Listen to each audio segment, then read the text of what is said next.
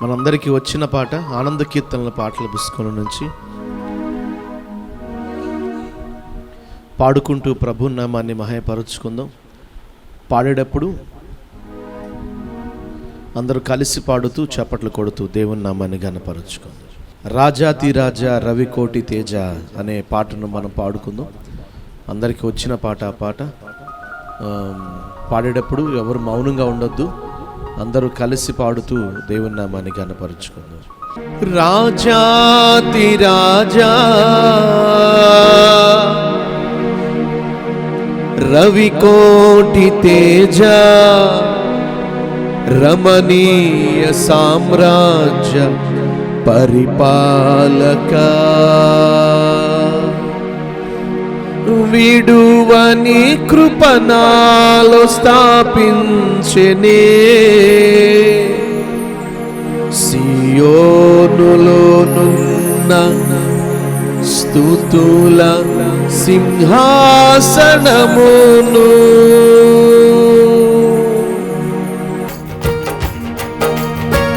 చప్పట్లు కొడుతూ అందరూ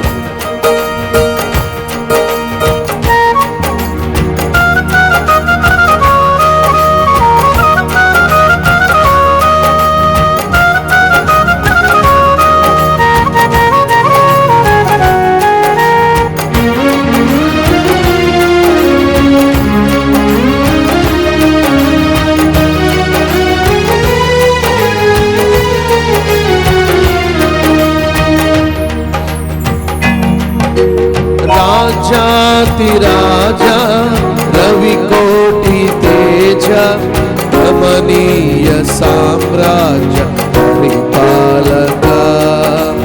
రాజాతి రాజా రవికోటి తేజ రమణీయ విడువని కృపణాలు స్థాపించెనే సియోనులోనున్న స్తుతుల సింహాసనమును. విడువని కృపణాలు స్థాపించెనే సియోనులోనున్న స్తుతుల సింహాసనమును. రాజాతి రాజా రవికోటి తేజ రమణీయ సామ్రాజ్య పరిపాలక.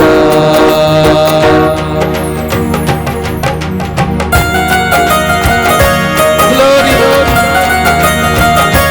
హల్లెలూయా. అందరూ కలిసి చప్పట్లు కొడుతూ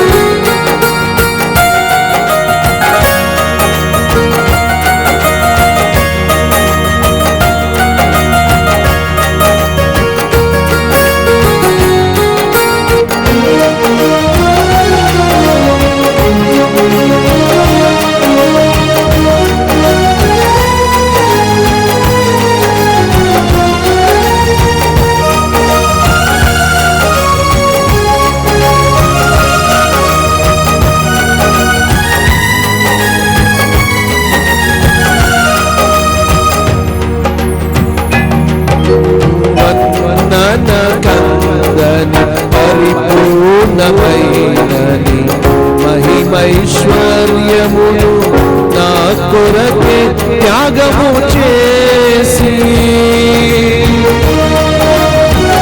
కలిసి పాడాలి.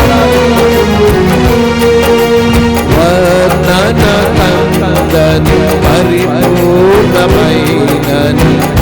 మహిమైశ్వర్యమును నా కొరకే త్యాగము చేసి. కృపా సత్యములతో కాపాడుచున్నావు దినమెల్లని మహిమలను నేను ప్రకటించేదా. కృపా సత్యములతో కాపాడుచున్నావు దినమెల్లని మహిమలను నేను ప్రకటించేదా. రాజాతి రాజా రవికోటి తేజ రమణీయ సామ్రాజ్య పరిపాలక. రాజా రాజా రవి కోటి తేజ రమణీయ సామ్రాజ్య పరిపాలక.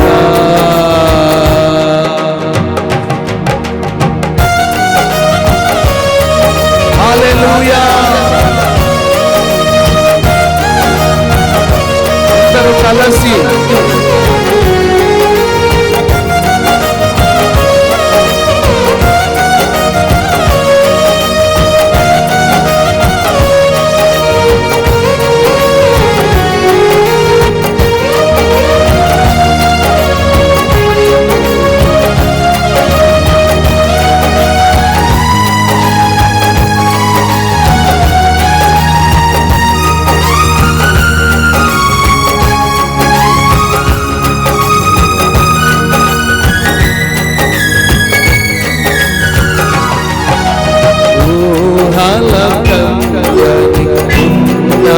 ఉన్నతమైనని నా ఎడల సఫల పరచి. అందరూ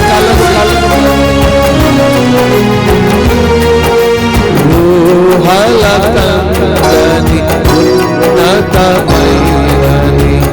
ఉద్దేశములను నా ఎడల సఫల పరచి.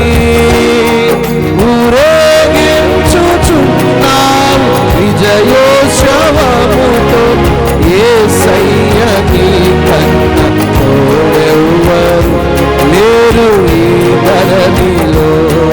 ఊరేగించుచున్నావు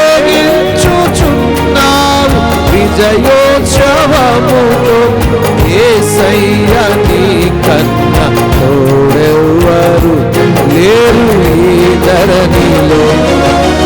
రాజాతి రాజా రవి కోటి తేజ రమణీయ సామ్రాజ్య పరిపాలక. రాజాతి రాజా రవి కోటి తేజ రమణీయ సామ్రాజ్య పరిపాలక.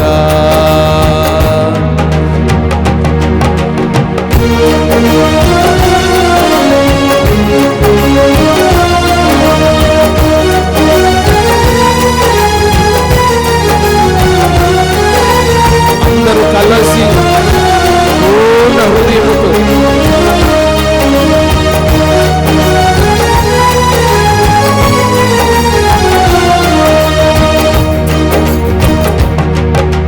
మకుటము ధరించిన మహారాజువైని సౌభాగ్యమును నా కొరకే సిద్ధపరచితివి.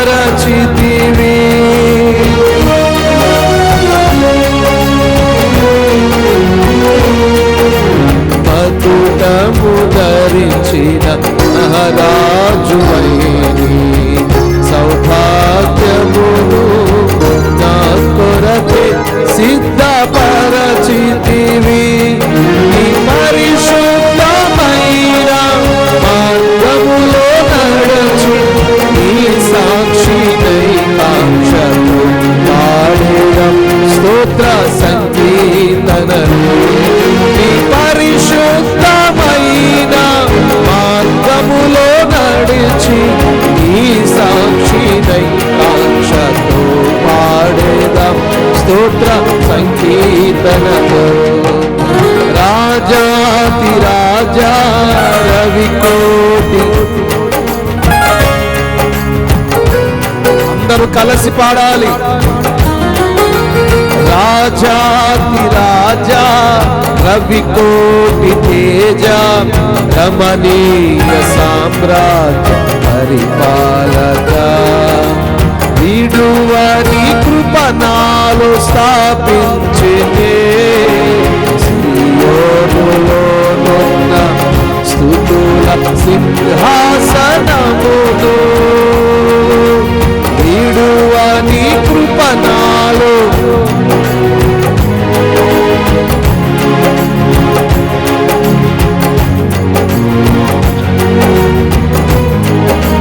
విడువని కృప నాలో స్థాపించినే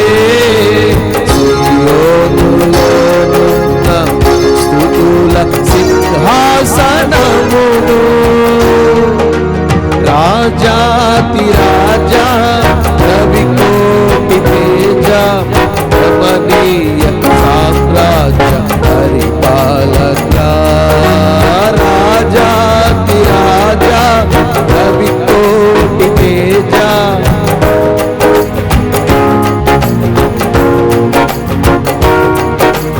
విడువని కృపణాలు స్థాపించెనే సీయోనులోనున్న స్తుతుల సింహాసనములో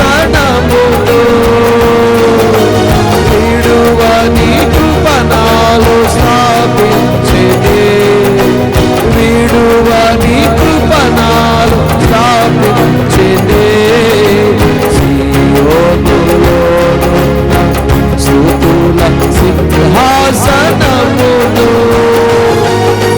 రాజాతి రాజా రవికోటి తేజ రమణీయ సామ్రాజ్య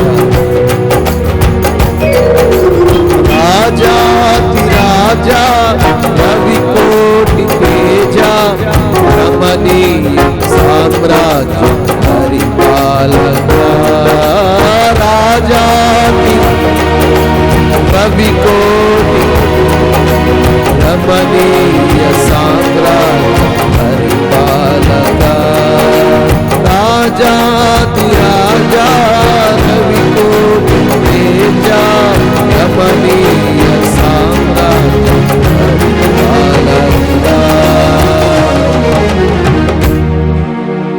హల్లెలూయా. పూర్వకంగా పాడుకుందాం. అందరికీ వచ్చిన పాట పాడేటప్పుడు అందరూ కలిసి పాడాలి, చప్పట్లు కొట్టాలి, దేవుని నామాన్ని మహిమపరచాలి. ప్రభువుని స్తుతించడంలో ఉన్న ఆనందం చాలా గొప్పది. కాబట్టి అందరం కలిసి పూర్ణ హృదయముతో ప్రభువుని స్తుతించుకుందాం, ఆయన నామాన్ని ఘనపరచుకుందాం. గొప్పవారు, అద్వితీయులు, నిత్య నివాసి, స్తోత్రార్హుడు, పూజార్హుడైన ప్రభువుని తలంచుకుంటూ ఈ సమయంలో హృదయపూర్వకంగా ప్రభువుని ఆరాధించుకుందాం.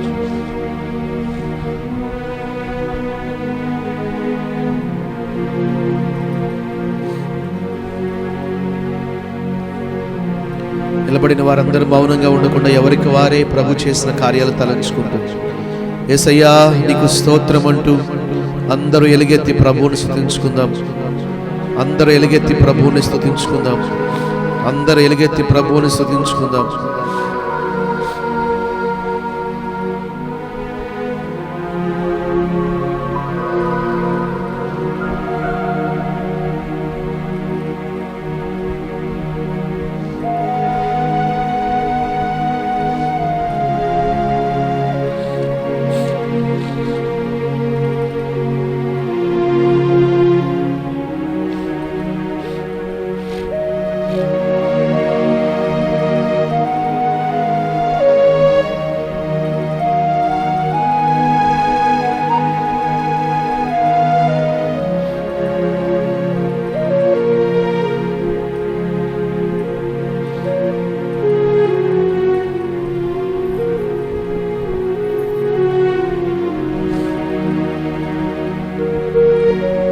రాజా, నీ సముఖంలో నేనుంటానయ్యా, రేయింబగళ్ళు నేను స్తుతిస్తాను అనే పాట పాడుకుంటూ ప్రభునామాన్ని మహిమపరచుకుంటూ పాడుతుండగా అందరూ కలిసి పాడుతూ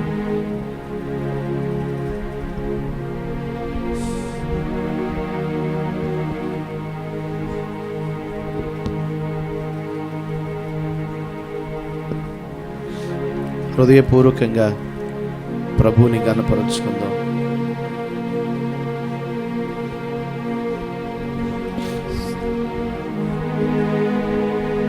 పాడేటప్పుడు అందరూ కలిసి పాడుతూ చప్పట్లు కొడుతూ దేవుని నామాన్ని ఘనపరచుకుందాం.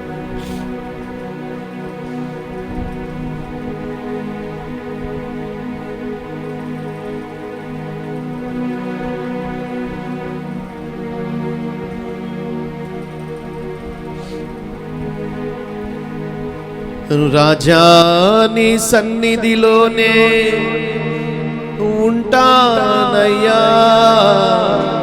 మనసారా ఆరాధిస్తూ బ్రతికేస్తానయ్యా.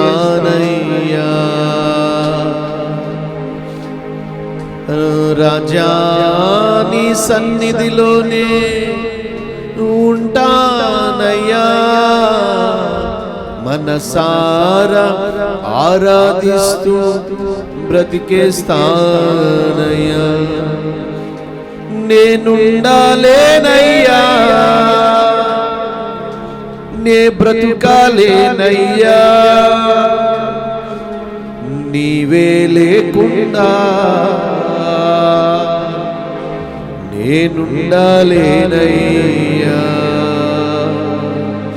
అందరికి వచ్చిన పాట కలిసి పాడుతూ చప్పట్లు కొడుతూ ప్రభు నామాన్ని మహిమపరచుకుందాం.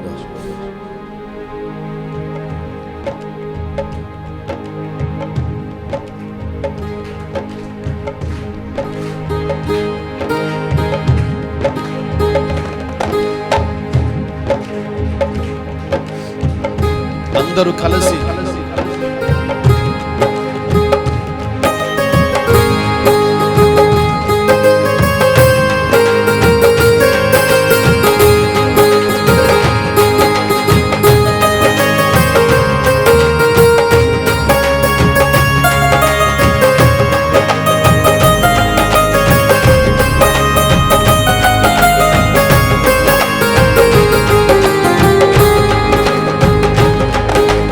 రాజా నీ సన్నిధిలోనే ఉంటానయ్యా, మనసారా ఆరాధిస్తూ బ్రతికేస్తానయ్యా. అందరూ రాజా నీ సన్నిధిలోనే ఉంటానయ్యా, మనసారా ఆరాధిస్తూ బ్రతికేస్తానయ్యా. నేనుండాలేనయ్యా, నే బ్రతుకాలేనయ్యా, నేనుండాలేనయ్యా, నే బ్రతుకాలేనయ్యా, నీవే లేకుండా పాడాలి.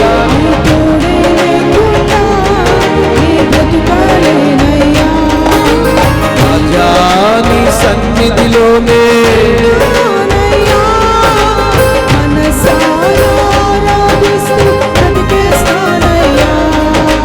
రాజా నీ సన్నిధిలోనే ఉంటానయ్యా, మనసారా ఆరాధిస్తూ బ్రతికేస్తానయ్యా.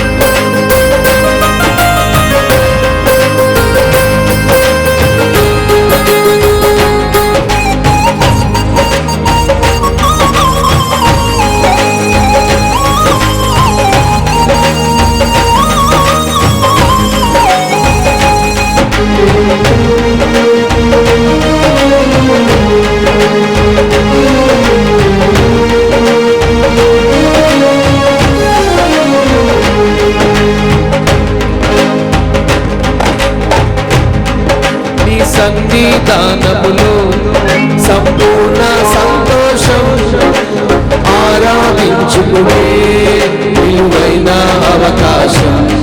నీ సన్నిధానములో సంపూర్ణ సంతోషం, ఆరాధించుకునే విలువైన అవకాశం.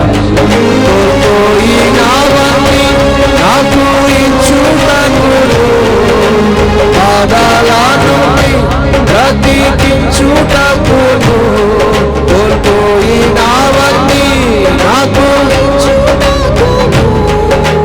పాదాల నుండి బ్రతికించుటకును, నీవే రాకపోతే నేనేమైపోదు. ఆమేన్.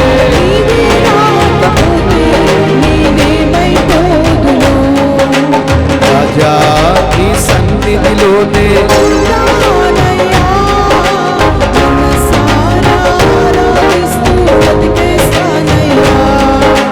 రాజా నీ సన్నిధిలోనే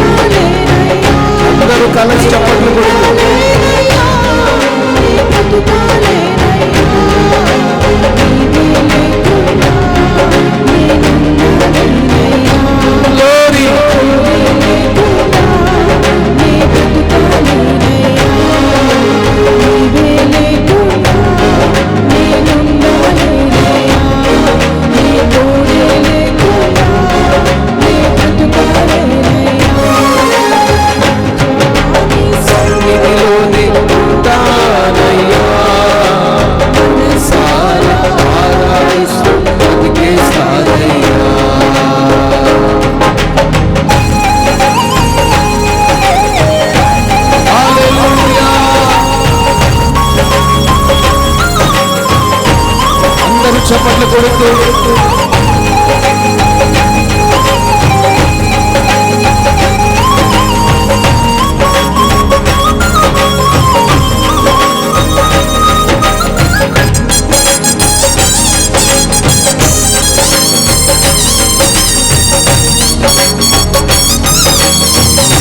పరమ తండ్రి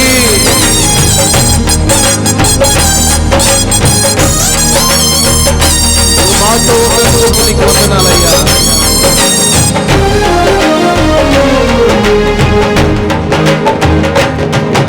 ఒంటరితో నన్ను విసిగించిన మనుషులెల్లరూ నన్ను తప్పు పట్టిన ఒంటరితో నన్ను విసిగించిన మనుషులెల్లరూ నన్ను తప్పు పట్టిన ఒంటరి వాడే మంది అన్నావు నేను నానులే భయపడకు అన్నావు ఒంటరి వాడే పాడాలి అందరూ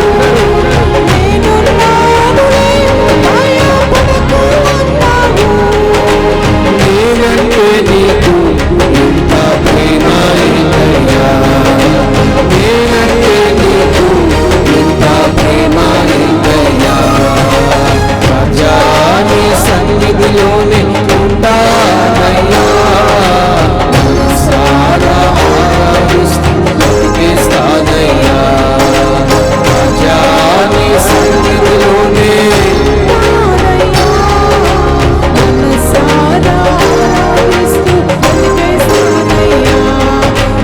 నేనుండాలేనయ్యా,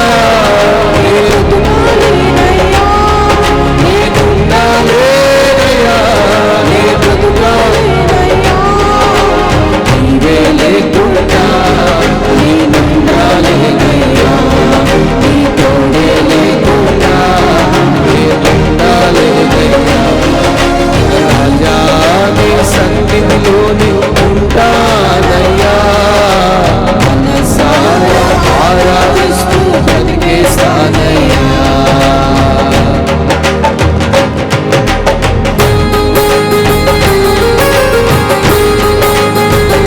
ఊపిరాగే వరకు నీతోనే జీవిస్తానయ్యా, నీ బాటలు నడుచుకుంటానయ్యా, మించిన దేవుని లోపల ఎవరు లేరయ్యా.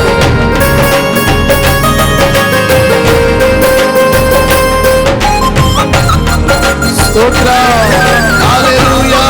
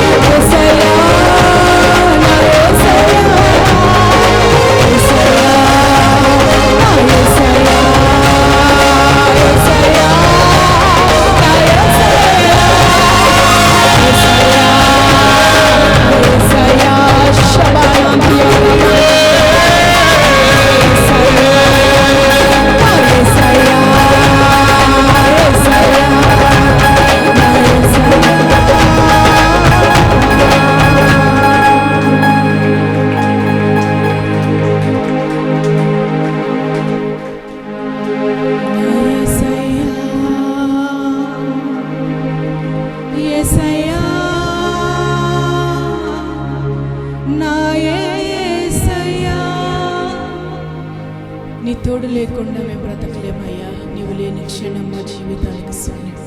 హల్లెలూయా హల్లెలూయా హల్లెలూయా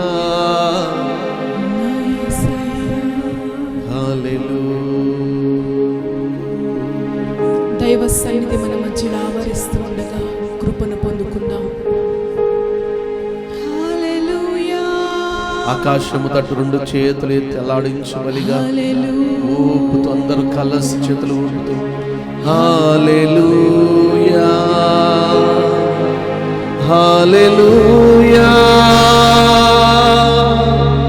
హల్లెలూయా హల్లెలూయా అందరూ హల్లెలూయా హల్లెలూయా హల్లెలూయా హల్లెలూయా హల్లెలూయా హల్లెలూయా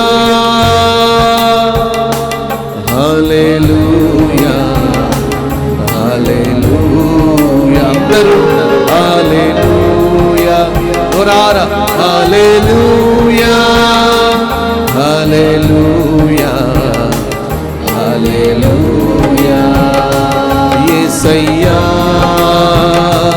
యేసయ్యా యేసయ్యా యేసయ్యా యేసయ్యా యేసయ్యా యేసయ్యా యేసయ్యా దొరారా హల్లెలూయా పరలోకముందు ఎలాగో దొరారా హల్లెలూయా హల్లెలూయా నజరేయుడా స్తుతి పాత్రుడా నా యేసయ్యా నా యేసయ్యా శ్రీమంతుడా స్తోత్రారుడా నా యేసయ్యా నా యేసయ్యా ధవలవర్ణుడా రత్నవర్ణుడా నా యేసయ్యా నా యేసయ్యా పదివేలలో అధికాంక్షణీయుడా నా యేసయ్యా నా యేసయ్యా పదివేలలో అధికాంక్షణీయుడా నా యేసయ్యా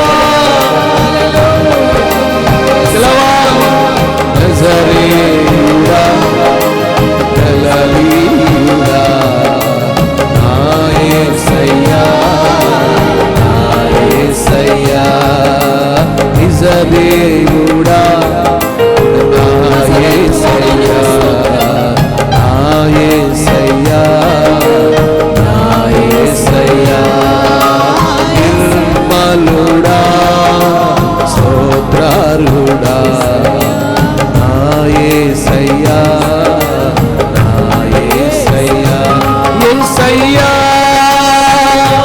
యేసయ్యా యేసయ్యా యేసయ్యా అందరూ యేసయ్యా యేసయ్యా చేతులెత్తి అల్లాడించుకొని పిలవండి పిలవండి యేసయ్యా యేసయ్యా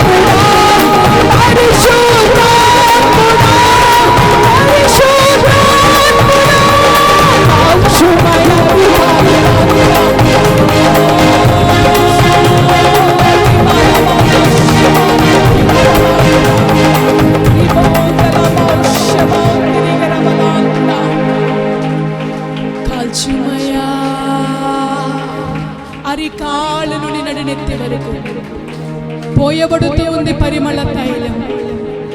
క్రీస్తుకు బహుదూరమైపోయిన నీ జీవితాన్ని తిరిగి మరలా ఆయనకి సమీపముగా చేసుకోవాలని ఆయన మన మధ్యకి దిగి వచ్చి ఉన్న వేళ, కృప నిన్ను తాకుతున్న వేళ, ఆత్మదేవుడు నిన్ను దర్శిస్తున్న వేళ, ఆరాధన మధ్యలో సంచరించు యేసు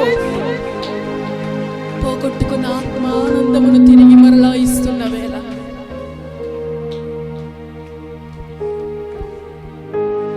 హల్లెలూయా. ఆత్మ లేకుండా మేము బ్రతకలేమయ్యా. ఆత్మానందము లేకుండా మా జీవితంలో ఉనికి లేదయ్యా. జీవిత కాలం అంతా చివరి శ్వాస వరకు ఆత్మ బలము కలిగి పరిశుద్ధాత్మ శక్తితోనే ముందుకు కొనసాగాలని తపన నాయనా. ఆరాధించినప్పుడల్లా మా మధ్యకి ఆత్మస్వరూపిగా మీరు దిగొస్తున్నందుకు స్తోత్రం. కృపతో మీరు బలపరుస్తున్నందుకు స్తోత్రం. నీ ఆత్మ తాకుదల చేత ఆనందభరితులుగా మీరు మమ్మల్ని మారుస్తున్నందుకు స్తోత్రములయ్యా. వెలుపులలో నీ వంటి వారు ఎవరున్నారు?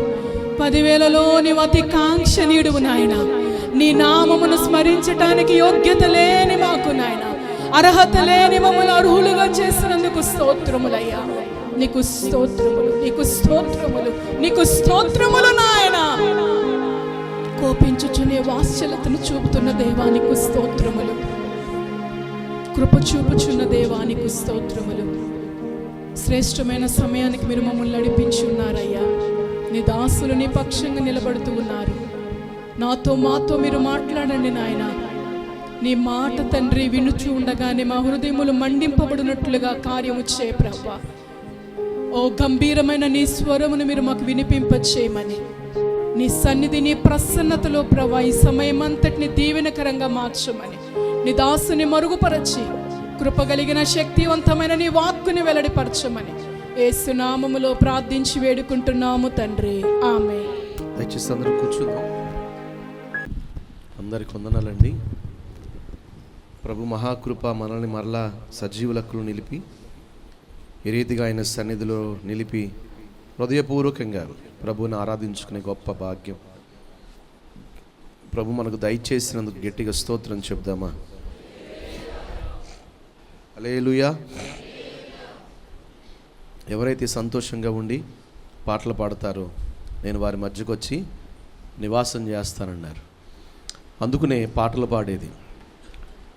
పాటలు ఎందుకు పాడాలంటే ప్రభు చెప్పారు, సియోను కుమారి, జకరియా గ్రంథంలో రాయబడింది కదా, సియోను కుమార్తెలారా మీరు సంతోషంగా ఉండి పాటలు పాడండి, నేను వచ్చి మీ మధ్య నివాసం చేస్తాను. కాబట్టి ఎవరైతే ఉత్సాహగానాలతో సంతోషాలతో ప్రభువుని స్తుతిస్తూ ఉంటారు, ప్రభు వారి మధ్యకు వచ్చి నివాసం ఉంటానని చెప్పారు. గత వారంలో ప్రకటించినట్లుగా చాలామంది పురుషులు వీలున్న వాళ్ళందరూ వచ్చారు. నా మట్టుకు నేను ఆ పని ఎలా జరుగుతుందా అని సందేహం కలిగింది.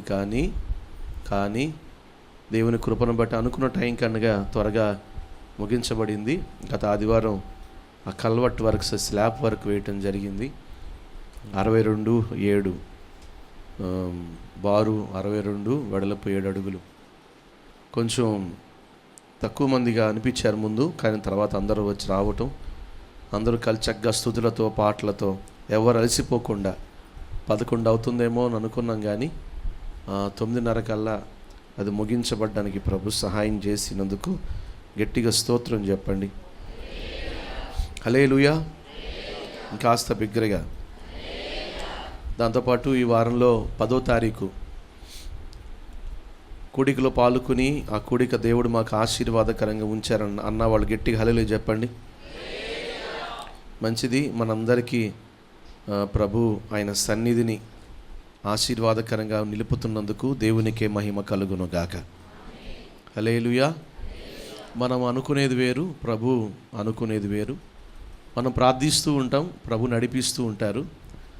మరి ఆయన నడిపించే ఆ నడిపింపులో మనం సాగిపోతూ ఉన్నాం. ప్రభు ఎంతో ఆశీర్వాదకరంగా పరిచర్ని మనల్ని నడిపిస్తూ ఉన్నారు. అందుకు దేవునికి గట్టిగా స్తోత్రం చెప్పాలి. హల్లెలూయా. చాలామంది సాక్ష్యాలు పంచుకున్నారు 10వ తారీఖు తర్వాత వారు పొందుకున్న మేలు. ఎందుకంటే ఏ గడియలో ఎవరికి దేవుడు ఏ మేలు చేస్తారో మనకు తెలియదు కదా. ఆ రీతిగా ప్రభువు చేసిన ప్రార్థనలను ఆలకించి అనేకులకు మేలు చేస్తూ వచ్చినందుకు ఆయన గట్టిగా స్తోత్రం చెప్పండి. హల్లెలూయా. ఈ వారంలో ప్రార్థనా కూడికలు కొన్ని జరిగాయి. ఆయా చోట్ల కూడికలు వెళ్ళటం జరిగింది. ప్రభు వాటన్నిటిని దీవెనకరంగా జరిగించారు. గత రాత్రి కూడా విచారణ చేయు ప్రార్థన అనే ఒక అంశం మీద దావీదు దేవుని దగ్గర విచారణ చేసిన అనుభవాన్ని ప్రభు నేర్పారు. శనివారాల పూట ఇదే మందిరంలో బైబిల్ స్టడీ ఉంటుంది. ప్రార్థన అనే ఒక అంశం మీద ప్రభు మాట్లాడుతూ వస్తున్నారు.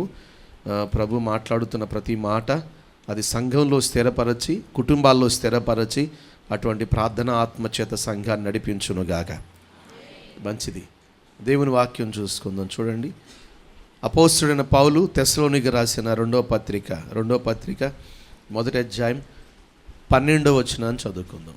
కొత్త నిబంధన 188వ పేజీ. 188వ పేజీ కొత్త నిబంధన చివరి నుండి చదవండి అక్క. అందువలన మన దేవుని యొక్కయు ప్రభువైన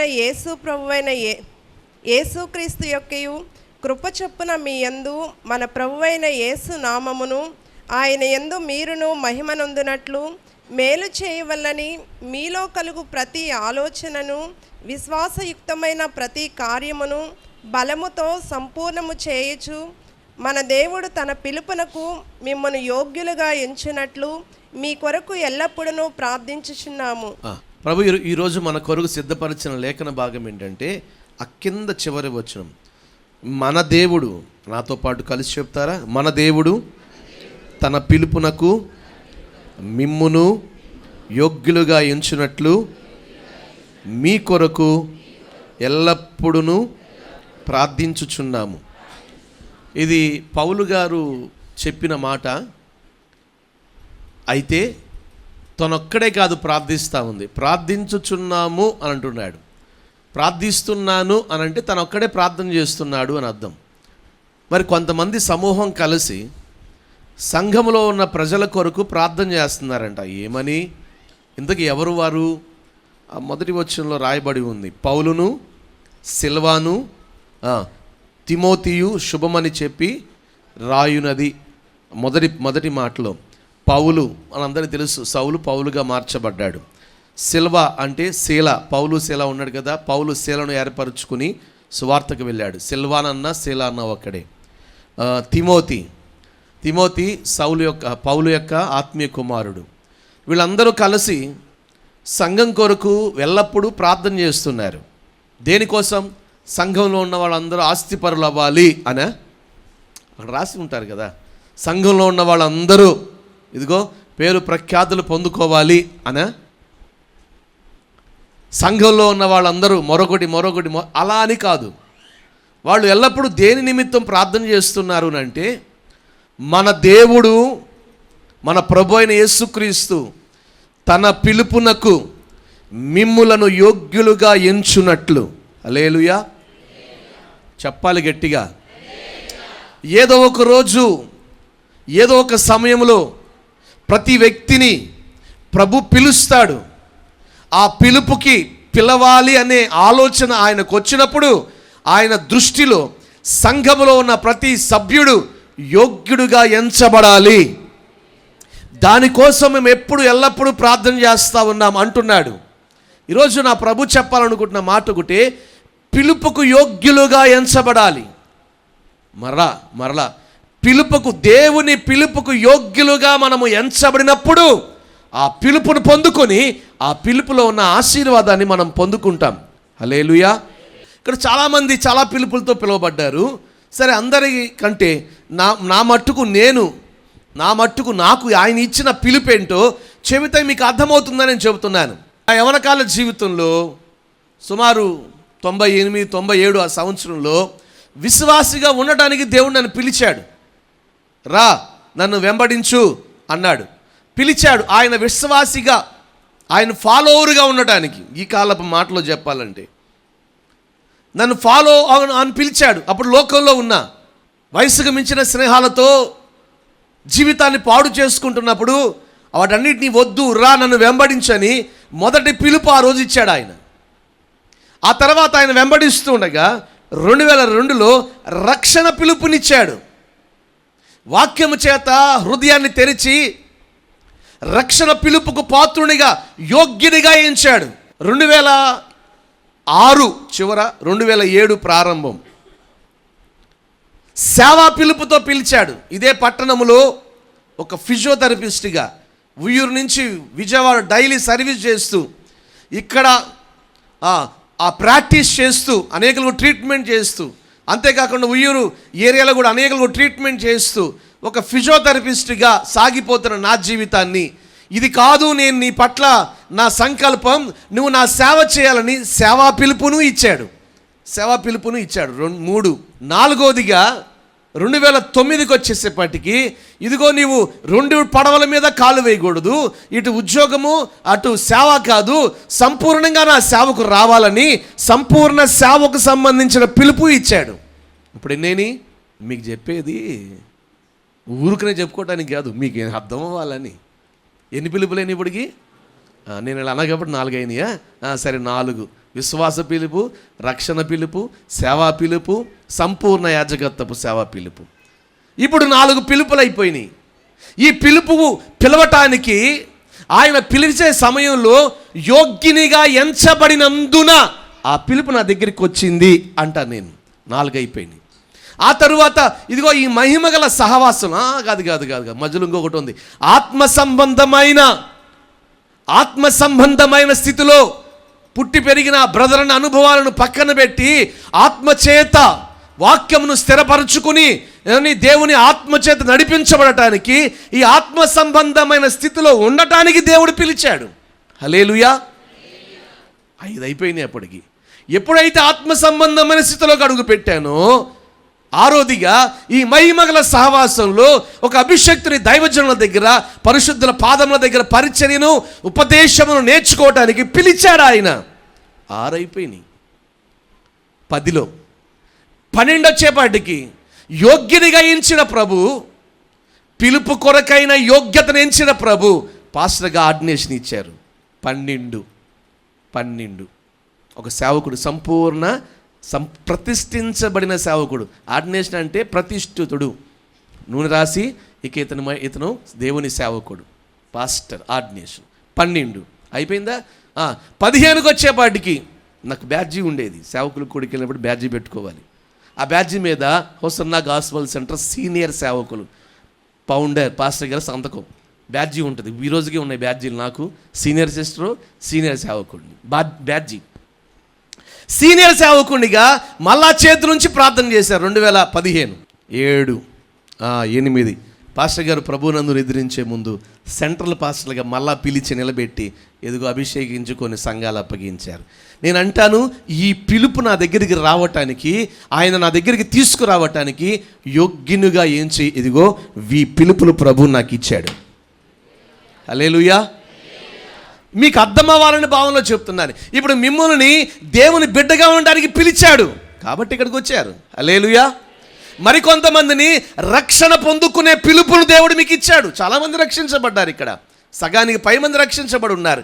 ఆ పిలుపుకు దేవుడు మిమ్మల్ని యోగ్యులుగా ఎంచి ఆ రక్షణ మీకు ఇచ్చాడు. లేకపోతే అమ్మానికి ఇవ్వలేదు, అమ్మాని కొడుకు ఇవ్వలేదు, ఆ పక్కన ఇంకొక ఆయనకి ఇవ్వలేదు, ఈ పక్కన ఇంకొక ఆయనకి ఇవ్వలేదు. ప్రపంచంలో ఉన్నతమైన స్థానాలు పొందుకుని సింహాసనాలు ఎక్కుతున్న వాళ్ళకి ఎవరికీ లేని ఆ పిలుపు, రక్షణ పిలుపు దేవుడు మనకిచ్చాడు. అందుకు యోగ్యునిగా దేవుడు ఎంచాడు. గట్టిగా స్తోత్రం చెప్తారా? ఇంకాస్త బిగ్గరగా. అందుకుని అంటున్నాడు, ఏ రోజు ఎవరిని ఏ పిలుపుతో పిలుస్తాడో తెలియదు కాబట్టి మేమందరం మీకోసం ప్రార్థన చేస్తా ఉన్నాం. ఏమన్నా తెలుసా?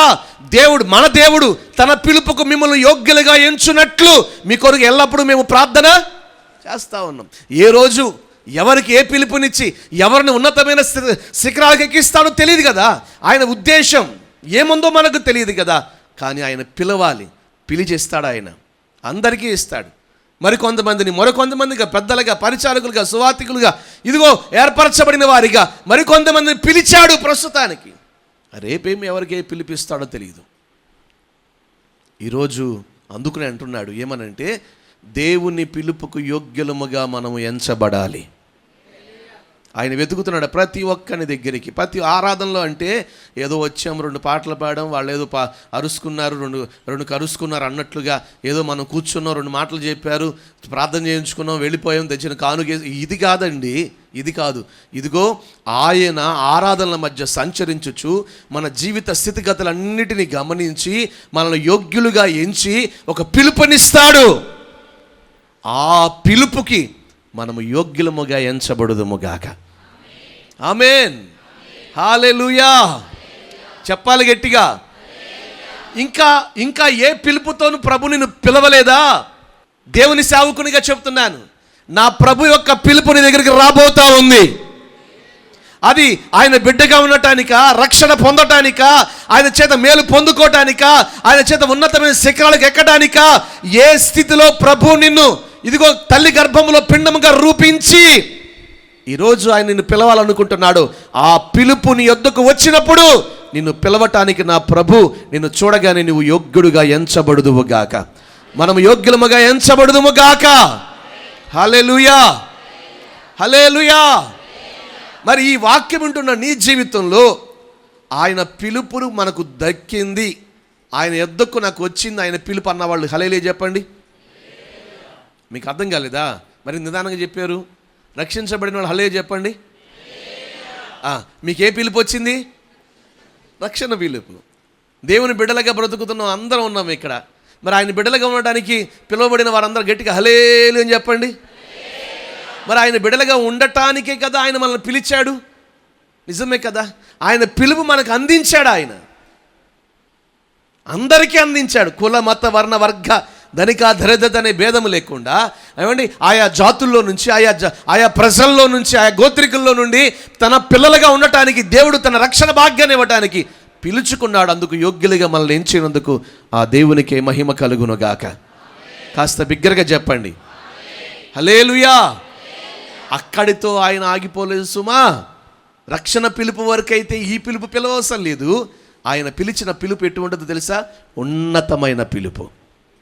బైబిల్ గ్రంథంలో రాయబడి ఉంది, ఉన్నతమైన పిలుపుతో ఆయన మనల్ని పిలిచాడు.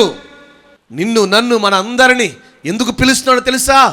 ఏ పిలుపుకు యోగ్యులుగా ఎంచాలనుకుంటున్నాడో తెలుసా? ఉన్నతమైన పిలుపుకు మనల్ని యోగ్యులుగా చేయాలనుకుంటున్నాడు. అందుకనే పౌలు భక్తుడు ఎప్పుడు అంటాడు, ఉన్నతమైన పిలుపుకు కలుగు బహుమానము కొరకు పరుగులు తీయండి. మనల్ని పిలిచిన దేవుడు అల్పంగా ఉండడానికి పిలవలేదు, ఉన్నతంగా ఉండడానికే పిలిచాడు. నమ్మిన వారు ఆమేన్ చెప్పండి. హల్లెలూయా, హల్లెలూయా. నీవు నేను మనందరం, మరలా చెప్తున్నాను, నీవు నేను మనందరం యేసుక్రీస్తు చేత పిలవబడ్డాం. ఆ పిలుపు మన మదిలో, నేను పిలవబడ్డానన్న సంగతి మన మదిలో ఎప్పుడు ఉండునుగాక. ఆమేన్, హల్లెలూయా. చాలామంది అనుకుంటారు, పలానా అక్క నన్ను తెచ్చింది మందిరానికి, పలానా అన్న తెచ్చాడు మందిరానికి, నేను రాలేదు, అన్న తీసుకొస్తే వచ్చాను, అక్క తీసుకొస్తే వచ్చాను, లేకపోతే మా తాతగారు, లేకపోతే మా అమ్మగారు ఇదిగో ప్రభుని ఎరిగారు కాబట్టి నేను ఇక్కడ ఉన్నాను అనుకుంటారు చాలామంది. లేదండి, లేదు లేదు లేదు లేదు లేదు లేదు. ప్రభు పిలుపు మనకు అనుగ్రహించబడింది కాబట్టి, ఆయన పిలుపుకు మనల్ని యోగ్యులుగా ఎంచాడు కాబట్టి ఈరోజు ఆయన బిడ్డలుగా మార్చబడి, రక్షించబడి, ఆయన చేత ఏమండి దీవించబడుతూ, ఆయన ఆరాధిస్తూ ఆయన సమాజంలో కూడి వచ్చాం. హల్లెలూయా. ఒకటి వాస్తవం, ఆయన మనల్ని పిలిచాడు, ఆయన పిలుపుకు మనల్ని యోగ్యులుగా ఎంచాడు. ఆయన పిలుపు మన జీవితానికి ఏమిస్తుందని పిలిచాడు. ఒక 3 విషయాలు నా సమయంలో నేను ముగిస్తాను. ఇది ఆగిపోయినట్టుందా? నడుస్తుంది. చూడండి, మొట్టమొదటి మాటిగా ఎఫెసీయులకు రాసిన పత్రిక 1వ అధ్యాయానికి రండి, 18వ వచనం. మరియు మీ మనోనేత్రములు వెలిగింపబడినందున ఆయన మిమ్మల్ని పిలిచిన పిలుపు వల్లనైనా నిరీక్షణ ఎట్టిదో, మిమ్మల్ని పిలిచిన పిలుపు వల్లనైన నిరీక్షణ ఎట్టిదో. 4:4. ఇదే ఎఫెసీయులకు రాసిన పత్రిక 4:4. శరీరం ఒక్కటే, ఆత్మయు ఒక్కడే, ఆ ప్రకారమే మీ పిలుపు విషయమై ఒక్కటే నిరీక్షణ యందుండుట. ఆ మాట మీరు గమనించుకోండి. మీ పిలుపు విషయమైన ఒక్కటే నిరీక్షణ. ఇప్పుడు తలల పైకి ఎత్తండి. మీ పిలుపు మీకు ఏమిస్తుంది? చెప్పాలి. నిరీక్షణ ఇస్తుంది, నిరుత్సాహాన్ని కాదు. నేను మరలా చెప్తున్నాను, నీ పిలుపు నీ జీవితానికి నిరీక్షణ ఇస్తుంది. అబ్రహాము నిరీక్షణ లేనప్పుడు ప్రభువునందు విశ్వాసం ఉంచాడు. కానీ ఈరోజు మనకంటూ ఒక నిరీక్షణ ఉంది. ఏంటి? ఆయన పిలిచిన పిలుపే మన జీవితానికి నిరీక్షణ. ఆమేన్, హల్లెలూయా. అందుకనే పౌలు భక్తుడు అంటాడు ఏమనంటే, పిలుపు ఒక్కటే. ఆ పిలుపు నీ జీవితానికి ఏమి ఇస్తుందంటే నిరీక్షణ ఇస్తుంది, నిరుత్సాహాన్ని కాదు. ఇక్కడ ఉన్న వాళ్ళు చాలామంది ఆత్మలో నేను గ్రహిస్తున్నాను, ప్రభు చెప్పమన్న మాట చెప్తున్నాను. చాలామంది తమ జీవితాల విషయంలో నిరుత్సాహంతో బతుకుతున్నారు. అవునా కాదా? నిరుత్సాహం. ఈ అప్పులు తీరవు, ఈ రోగాలు తగ్గవు, ఏది చేసినా అంత పని చేస్తే చాలు నీరసం. ఏంటో ఈ జీవితం, ఒక నిరుత్సాహం. పిల్లలు మాటింటలేదు, భర్త మారలేదు, ఇంకా స్థిరపడలేదు, ఒక నిరుత్సాహం. నిజమే కదా? ప్రభు పిలుపు మనకిచ్చేది నీరసాన్ని కాదండి, నిరీక్షణను. ఆ నిరీక్షణే దేవుని ఉన్నతమైన పిలుపుకు కలిగిన ఆ ఆశీర్వాదాన్ని పొందుకునేట్లుగా మనల్ని చేస్తుంది. అందుకు ఈరోజు ప్రభు మాట్లాడుతున్న మాట అదే. ఏమనంటే, ప్రభు నిన్ను పిలిచిన ఆ పిలుపు నీకేమి ఇవ్వాలో తెలుసా? నిరీక్షణను కలుగు చేయనుగాక. ఉద్యోగంలో టార్గెట్లు పూర్తవుగా, వ్యాపారంలో కలిసి రాక, ఒంట్లో రోగాలు తగ్గక, కుటుంబంలో ఆర్థిక సమస్యలు తీరక, ఎన్నో పరిస్థితుల మధ్య నిరుత్సాహముతో ఎదుర్కొంటున్న దేవుని ప్రజలారా, దేవుని పిలుపు నీ దగ్గరికి వచ్చింది. నిన్ను యోగ్యుడిగా ఎంచి ఆయన నిన్ను బిడ్డగా చేసుకున్నాడు. ఆ పిలుపు నీకు నిరీక్షణను కలుగు చేయనుగాక. ఆయన నన్ను పిలిచాడు కాబట్టి ఈ సమస్యల నుంచి ఆయనే విడిపిస్తాడు. ఆయనను పిలిచాడు కాబట్టి ఈ ఇరుకుల నుంచి ఆయన తప్పిస్తాడు. నన్ను ఆయన పిలిచాడు కాబట్టి నా జీవితాన్ని ఆయన దీవెనకరంగా ఉంచుతాడు. ఇది నిరీక్షణ. ఓ రోజు ఒక ఇంటికి ఒక సేవకుడు వెళ్ళాడు. ఎవరో మీరు చెప్పేయాలి, నేను చెప్పే ముందు. ఒక ఇంటికి ఒక సేవకుడు వెళ్ళాడు పని మీద. ఎవరైనా? చాలామంది వెళ్ళారు కదండి పాస్టర్ గారు అని అంటారు. సరే, ఒక ప్రవక్త సమూయేలు యెషై ఇంటికి భోజనానికి వస్తున్నాను, నీ ఇంట్లో ఉన్న వాళ్ళందరినీ సమకూర్చమన్నాడా లేదా? ఎలీషా ఆ దారి పొడుతూ వచ్చినప్పుడు పిలిచింది ఆమె. ఒక గది ఏర్పరిచింది, పీట మంచం అని పెట్టింది, విశ్రాంతి తీసుకున్నప్పుడు భోజనానికి పెట్టింది. కానీ ఈయన నీ ఇంటికి వస్తున్న ఈరోజు భోజనానికి అని చెప్పి మరీ వెళ్ళాడు సమూయేలు. నేను వచ్చే టయానికి నీ ఇంట్లో ఉన్న పిల్లలందరూ రెడీగా ఉండాలి అన్నాడు.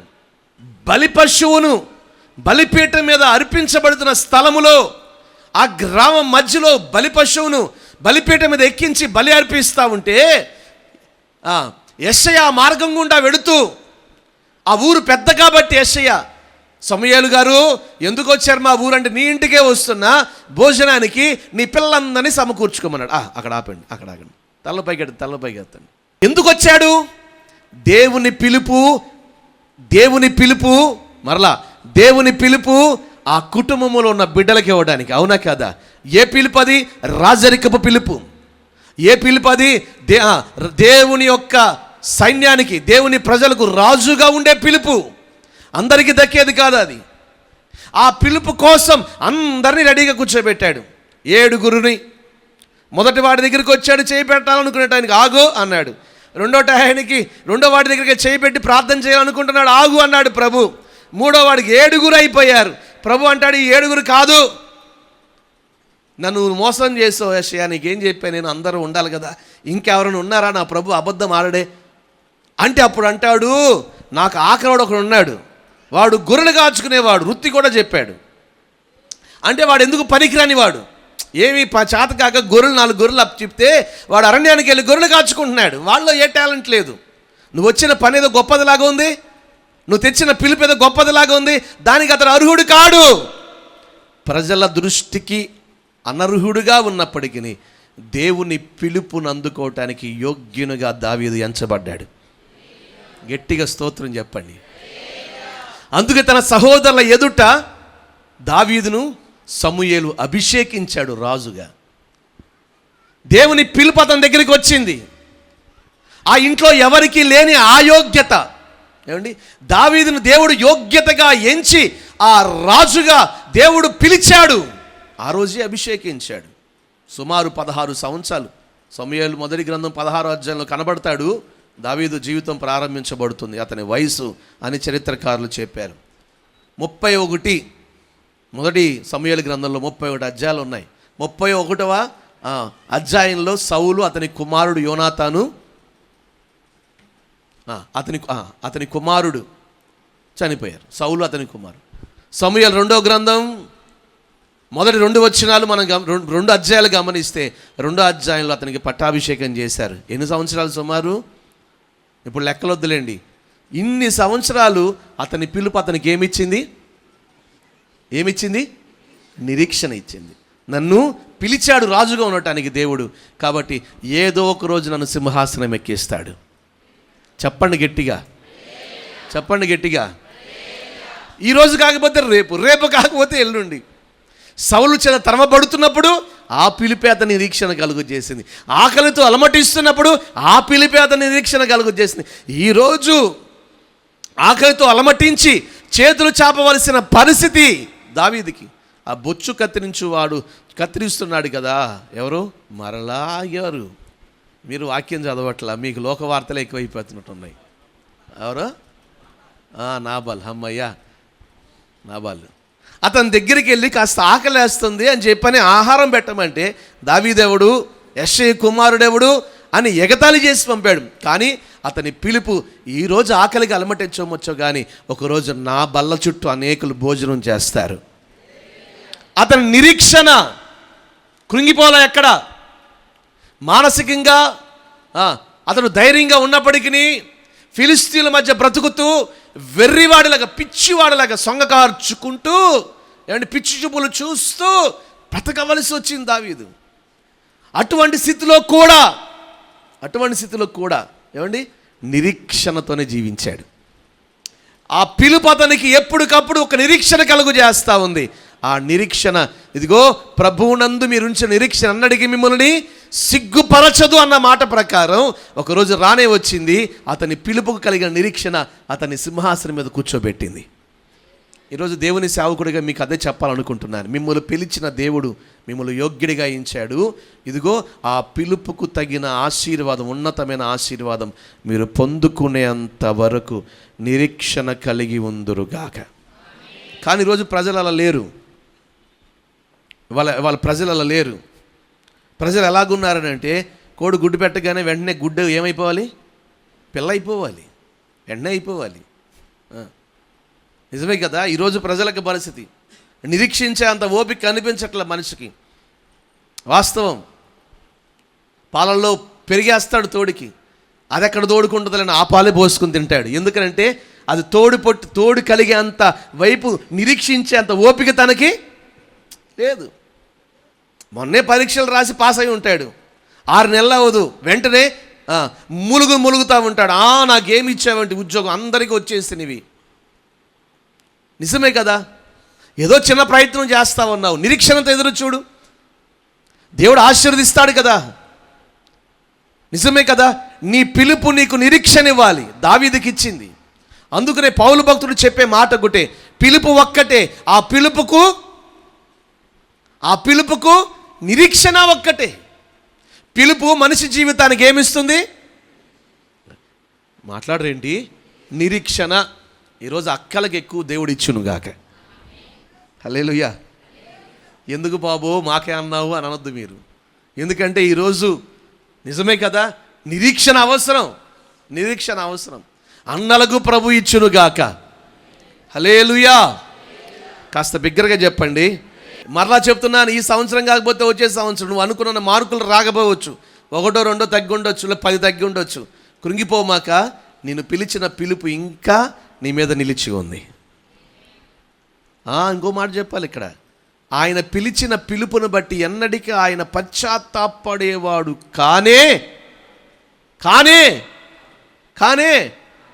అయ్యో ఇస్సాకును నేను రక్షణ పిలుపునిచ్చానే అని పశ్చాత్తాపడు.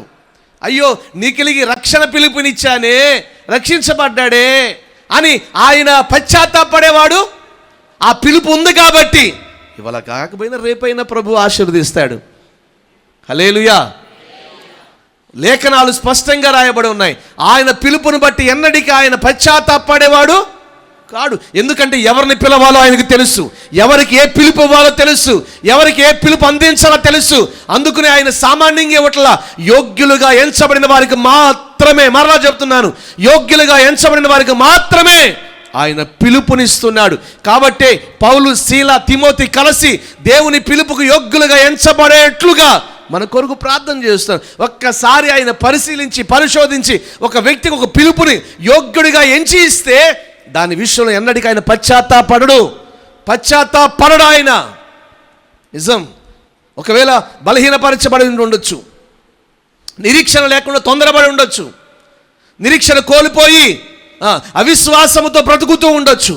నిన్ను పిలిచిన పిలుపు విషయంలో ఆయన ఎన్నటికీ పశ్చాత్తాపడడు. నిశ్చయంగా ఆ పిలుపుకు తగిన ఆశీర్వాదం నీకు, నాకు, మనందరికీ ప్రభు దయచేయునుగాక. చప్పట్లు కూడా గట్టిగా స్తోత్రం చెప్పండి. హల్లెలూయా, హల్లెలూయా. కాస్త బిగ్గరగా చెప్దామా? ఇంకాస్త బిగ్గరగా చెప్దామా? ఇప్పుడు చెప్పండి. పిలుపు ఏం తీసుకొస్తుంది? పేతురు రాసిన మొదటి పత్రిక ఆఖరి మాటగా చూసుకుని మరొక మాటలోకి వెళదాం. పేతురు రాసిన మొదటి పత్రిక 5:10. తన నిత్య మహిమకు క్రీస్తునందు మిమ్మను పిలిచిన సర్వకృపానిధియగు దేవుడు కొంచెము కాలము మీరు శ్రమ పడిన పిమ్మట, ప్రతి మాట అండర్లైన్ చేసుకోండి. మిమ్మల్ని పిలిచాడు, ఆ పిలిచిన వాడు కొంచెము కాలము, మీరు ఎంతకాలం చెప్పాలి? ఎంతకాలం? అందరూ చెప్పాలి. ఎంతకాలం? కొంచెం కాలమా, జీవిత కాలమా? ఈ శ్రమలు ఎంతకాలం? దేవుని మాట అయినా సున్నైనను పొల్లైన తప్పిపోతుందా? లేదు కదా. మరి నువ్వు అనుభవిస్తున్న శ్రమలు ఎంతకాలం? వ్యాధులు ఎంతకాలం? ఏంటో మాట్లాడలే. ఎంతకాలం? కొంచెం కాలమే. ఈ కొంచెము కాలం అయిన తరువాత ఏం చేస్తాడు ఆయన? తానే మిమ్మల్ని పూర్ణులనుగా చేసి. తానే, ఆ మాట అండర్లైన్ చేసుకోండి. ప్రతి మాట ఒక అర్థమైనది. తానే ఎందుకు మిమ్మల్ని పూర్ణులుగా చేయాలి?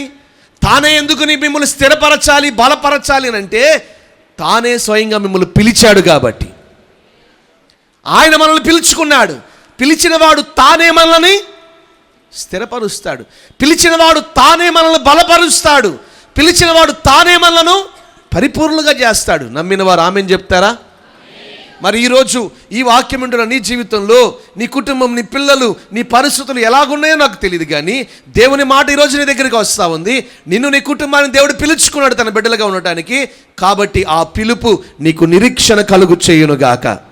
నువ్వు అనుభవిస్తున్నవి కొంతకాలమైన గ్రహించుకుని ఏదో ఒక రోజు నన్ను, నా కుటుంబం, నా బిడ్డలను ప్రభు స్థిరపరుస్తాడు, బలపరుస్తాడు, పూర్ణులుగా చేస్తాడు, నా జీవిత స్థితిగతులు మారుస్తాడు, పోగొట్టుకున్నవన్నీ మరలా పొందుకుని ఆనంద సంతోషాలతో నిలుపుతాడన్న నిరీక్షణ ఈరోజు ఆరాధనలో అడుగుపెట్టిన వారందరికీ ప్రభువు దయచేయునుగాక. ఆమేన్. హల్లెలూయా. చెప్పాలి గట్టిగా, హల్లెలూయా. ఇంకాస్త బిగ్గరగా చెప్పాలి, హల్లెలూయా. ఇప్పుడు చెప్పండి, పిలుపు ఏం తీసుకొచ్చింది మనిషికి? నువ్వు పిలువబడ్డావు. ఇది మీ మధ్యలో పెట్టుకోండి. నువ్వు పిలువబడిన పిలుపు నీకేం తీసుకురావాలంటే నిరీక్షణ. రెండో మాటగా చూడండి, దాటి వెళ్ళిపోదాం. యెషయా గ్రంథానికి రండి. యెషయా గ్రంథం 43:1. అయితే యాకోబు 604 పేజీ పాత నిబంధనలో మొదటి నుంచి 604 పేజీ అండి. యెషయా అని ఉంటుంది. 43వ అధ్యాయం మొదటి వచనం చదువుతున్నారు. అయితే యాకోబు, నిన్ను సృజించిన వాడగు యెహోవా, ఇశ్రాయేలు, నిన్ను నిర్మించిన వాడు ఇలాగూ సెలవిచ్చుచున్నాడు, నేను నిన్ను విమోచించి ఉన్నాను, భయపడకుము, పేరు పెట్టి నిన్ను పిలిచి ఉన్నాను, నీవు నా సొత్తు. యాకోబు దగ్గరికి వచ్చి దేవుడు చెప్పే మాట ఏంటంటే, పేరు పెట్టి నిన్ను పిలిచా కాబట్టి నిన్ను నేను పేరు పెట్టి పిలిచాను కాబట్టి నీవు భయపడొద్దు. పిలుపు ఏమిస్తుందంటే నిరీక్షణ మాత్రమే కాదు, పిలుపు మనిషికి ధైర్యం ఇస్తుంది. నిన్ను పేరు పెట్టి పిలిచా, నువ్వు భయపడొద్దు, ధైర్యంగా ఉండు. ఎందుకంటే నేను నిన్ను పిలుచుకున్నాను, దేవుని పిలుపును అందుకున్నాను, దేవుడు తన పిలుపుకు నన్ను యోగ్యుడిగా ఎంచాడు అని ఎరిగిన వాడు ఎలా ఉంటాడంటే ధైర్యంగా ఉంటాడు, పిరికివాడిగా ఉండడు. ఈ రోగం ఏం చేస్తుందో, ఈ అప్పులు ఏం చేస్తాయో, లేకపోతే ఈ సమస్య ఎందుకు, పిలిచిన వాడే వాటన్నిటిలోంచి దాటించునుగాక. ఆమేన్. ఇంకాస్త బిగ్గరగా చెప్తారా? యాకోబు దగ్గరికి వచ్చి దేవుడు చెప్తున్న మాట ఒకటే, భయపడమాక, పేరు పెట్టి నేను నిన్ను పిలిచా. నేను నిన్ను పిలిచాను కాబట్టి నువ్వు ధైర్యంగా ఉండు. నిజమే, ఎన్నో భయాలు, ఒకటా రెండా యాకోబు జీవితంలో ఎన్ని భయాలు. ఒక రోజున అన్నని, తల్లిని, తండ్రిని, నా అన్న వాళ్ళందరినీ విడిచి అరణ్యాల్లో ప్రయాణమై మామగారింటికి వెళుతున్నాడు. ఎందుకంటే అమ్మ వాళ్ళ వైపు కదండి, కొంచెం తల్లికి ప్రియమైన వాడు కదండి. కాబట్టి తల్లి వాళ్ళ బంధువులకి ఏమి ఇష్టమో అన్నీ తెలుసు కదండి. మూట కట్టి గాడిద మీద పెట్టి చేతికి కర్ర ఇచ్చి ఆ గాడిదకి ఆ గంత కట్టి నీళ్ళ బుడ్డి దరిగిచ్చి యాకోబును సాగనంపించింది. ఇక్కడ ఉంటే మీ అన్న చంపుతాడరా బాబు, నువ్వు వెళ్ళి మీ మాంగారింటికి వెళ్ళి అక్కడ కొంతకాలం ఉండిరా అని. ఈ ప్రయాణంలో వెళుతుండగా ఏమండి, దొంగల కొట్టి గాడిదను, బంధువులకు తీసుకువెళ్తున్న బహుమానాలని, తెచ్చుకున్న ఆహారాన్ని అన్నిటినీ కొలగొట్టారు. ఇంకా మిగిలింది ఏముంది? ఒక చేతి కర్ర. ఆ చేతి కర్ర పట్టుకుని ఒక పక్కన దాహం అవుతుంది, ఇంకొక పక్కన ఆకలేస్తుంది. కంటి చూపులో ఎక్కడ ఎవరు ఏం కనబడట్లేదు. ఈరోజు కూడా అంతే. కొండలు, మట్టి కొండలు, రాతి కొండలు, ఇసుక. కంటి చూపు మేరలో ఆ ప్రాంతంలో ఎవరు కనబడరు. దుబాయ్ నుంచి ఈజిప్ట్కి వెళ్ళేటప్పుడు కైరోకి అసలు ఎవరు కనబడరు, మధ్యదారులు అంతా ఇసుకే కనబడుతుంది. ఈజిప్ట్ దగ్గర నుంచి, కైరో దగ్గర నుంచి యెరూషలేంకి వెళ్ళేటప్పుడు అంతా మట్టి కొండలే. సుమారు కొన్ని నాకు తెలిసి 100 కిలోమీటర్ల వరకు మధ్యలో ఒక గ్రామం కూడా కనపడదు. అటువంటి స్థితిలో చేతి కర్ర పట్టుకుని వెళుతున్నప్పుడు తాగడానికి నీళ్ళు లేవు, ఆకలేస్తూ ఉంది. ఒంటరి పయనంలో భయమేసింది, నా పని ఇంకా అయిపోయింది. మాట్లాడేవాడు లేరు, పలకరించేవాళ్ళు లేరు, ప్రోత్సహించేవారు లేరు. మరి నిజమే కదా, ఎంత భయం. పక్కన ఇంకెవరిని ఉంటే మాట్లాడుతూ ఉంటే, ఏరా అబ్బాయి బతుకుతా ఉంటావా అని అంటే మాట్లాడతాక మనిషి ఉంటే కొద్ది ధైర్యం ఉంటుంది. ఎవరితో మాట్లాడతాడు? నిజమే, ఆ నిశీది వేళలో, ఆ కటికి చీకట్లో భయం యాకోబుని వెంటాడిందండి. అలిసి, చేతి కర్రతో అలిసి ఒక రాయిని తీసుకుని పడుకున్నాడు. అలిసిపోయి ఆకలేస్తూ ఉంది, చాలా ఇబ్బందికరంగా ఉంది. తెచ్చుకున్న బట్టలన్నీ దొంగలు ఎత్తుకెళ్ళిపోయారు. ఏమండి, ఏమీ లేవు. ఇంకా మనసులో ఇదే ఆకలేస్తుంది, దాహం వేస్తుంది, బట్టలన్నీ ఎత్తుకెళ్ళిపోయారు, ఆకలేస్తుంది. నిద్రలోకి వెళ్ళాడు.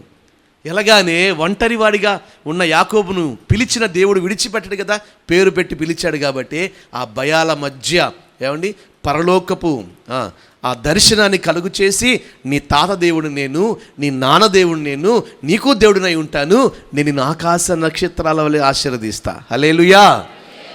భయపడమాక, ధైర్యము కలిగి ఉండి, నేను పిలిచా. నేను వెంటనే నిద్ర లేవగానే ఏమన్నాడు?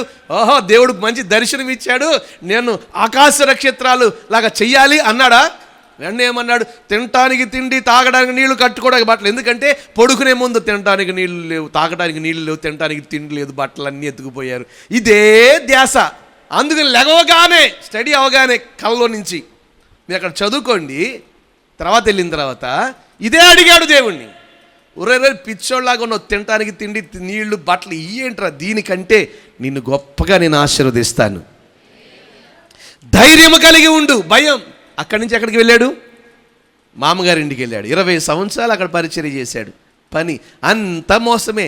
ఎన్నోసార్లు జీతం మార్చాడు. ఆఖరికి చంపాలని వెంటాడాడు మామగారు చంపుతారని భయం, కుటుంబ విషయంలో భయం, రేపొద్దున ఏం చేయాలో తెలియని భయం, ఎన్నో భయాలు.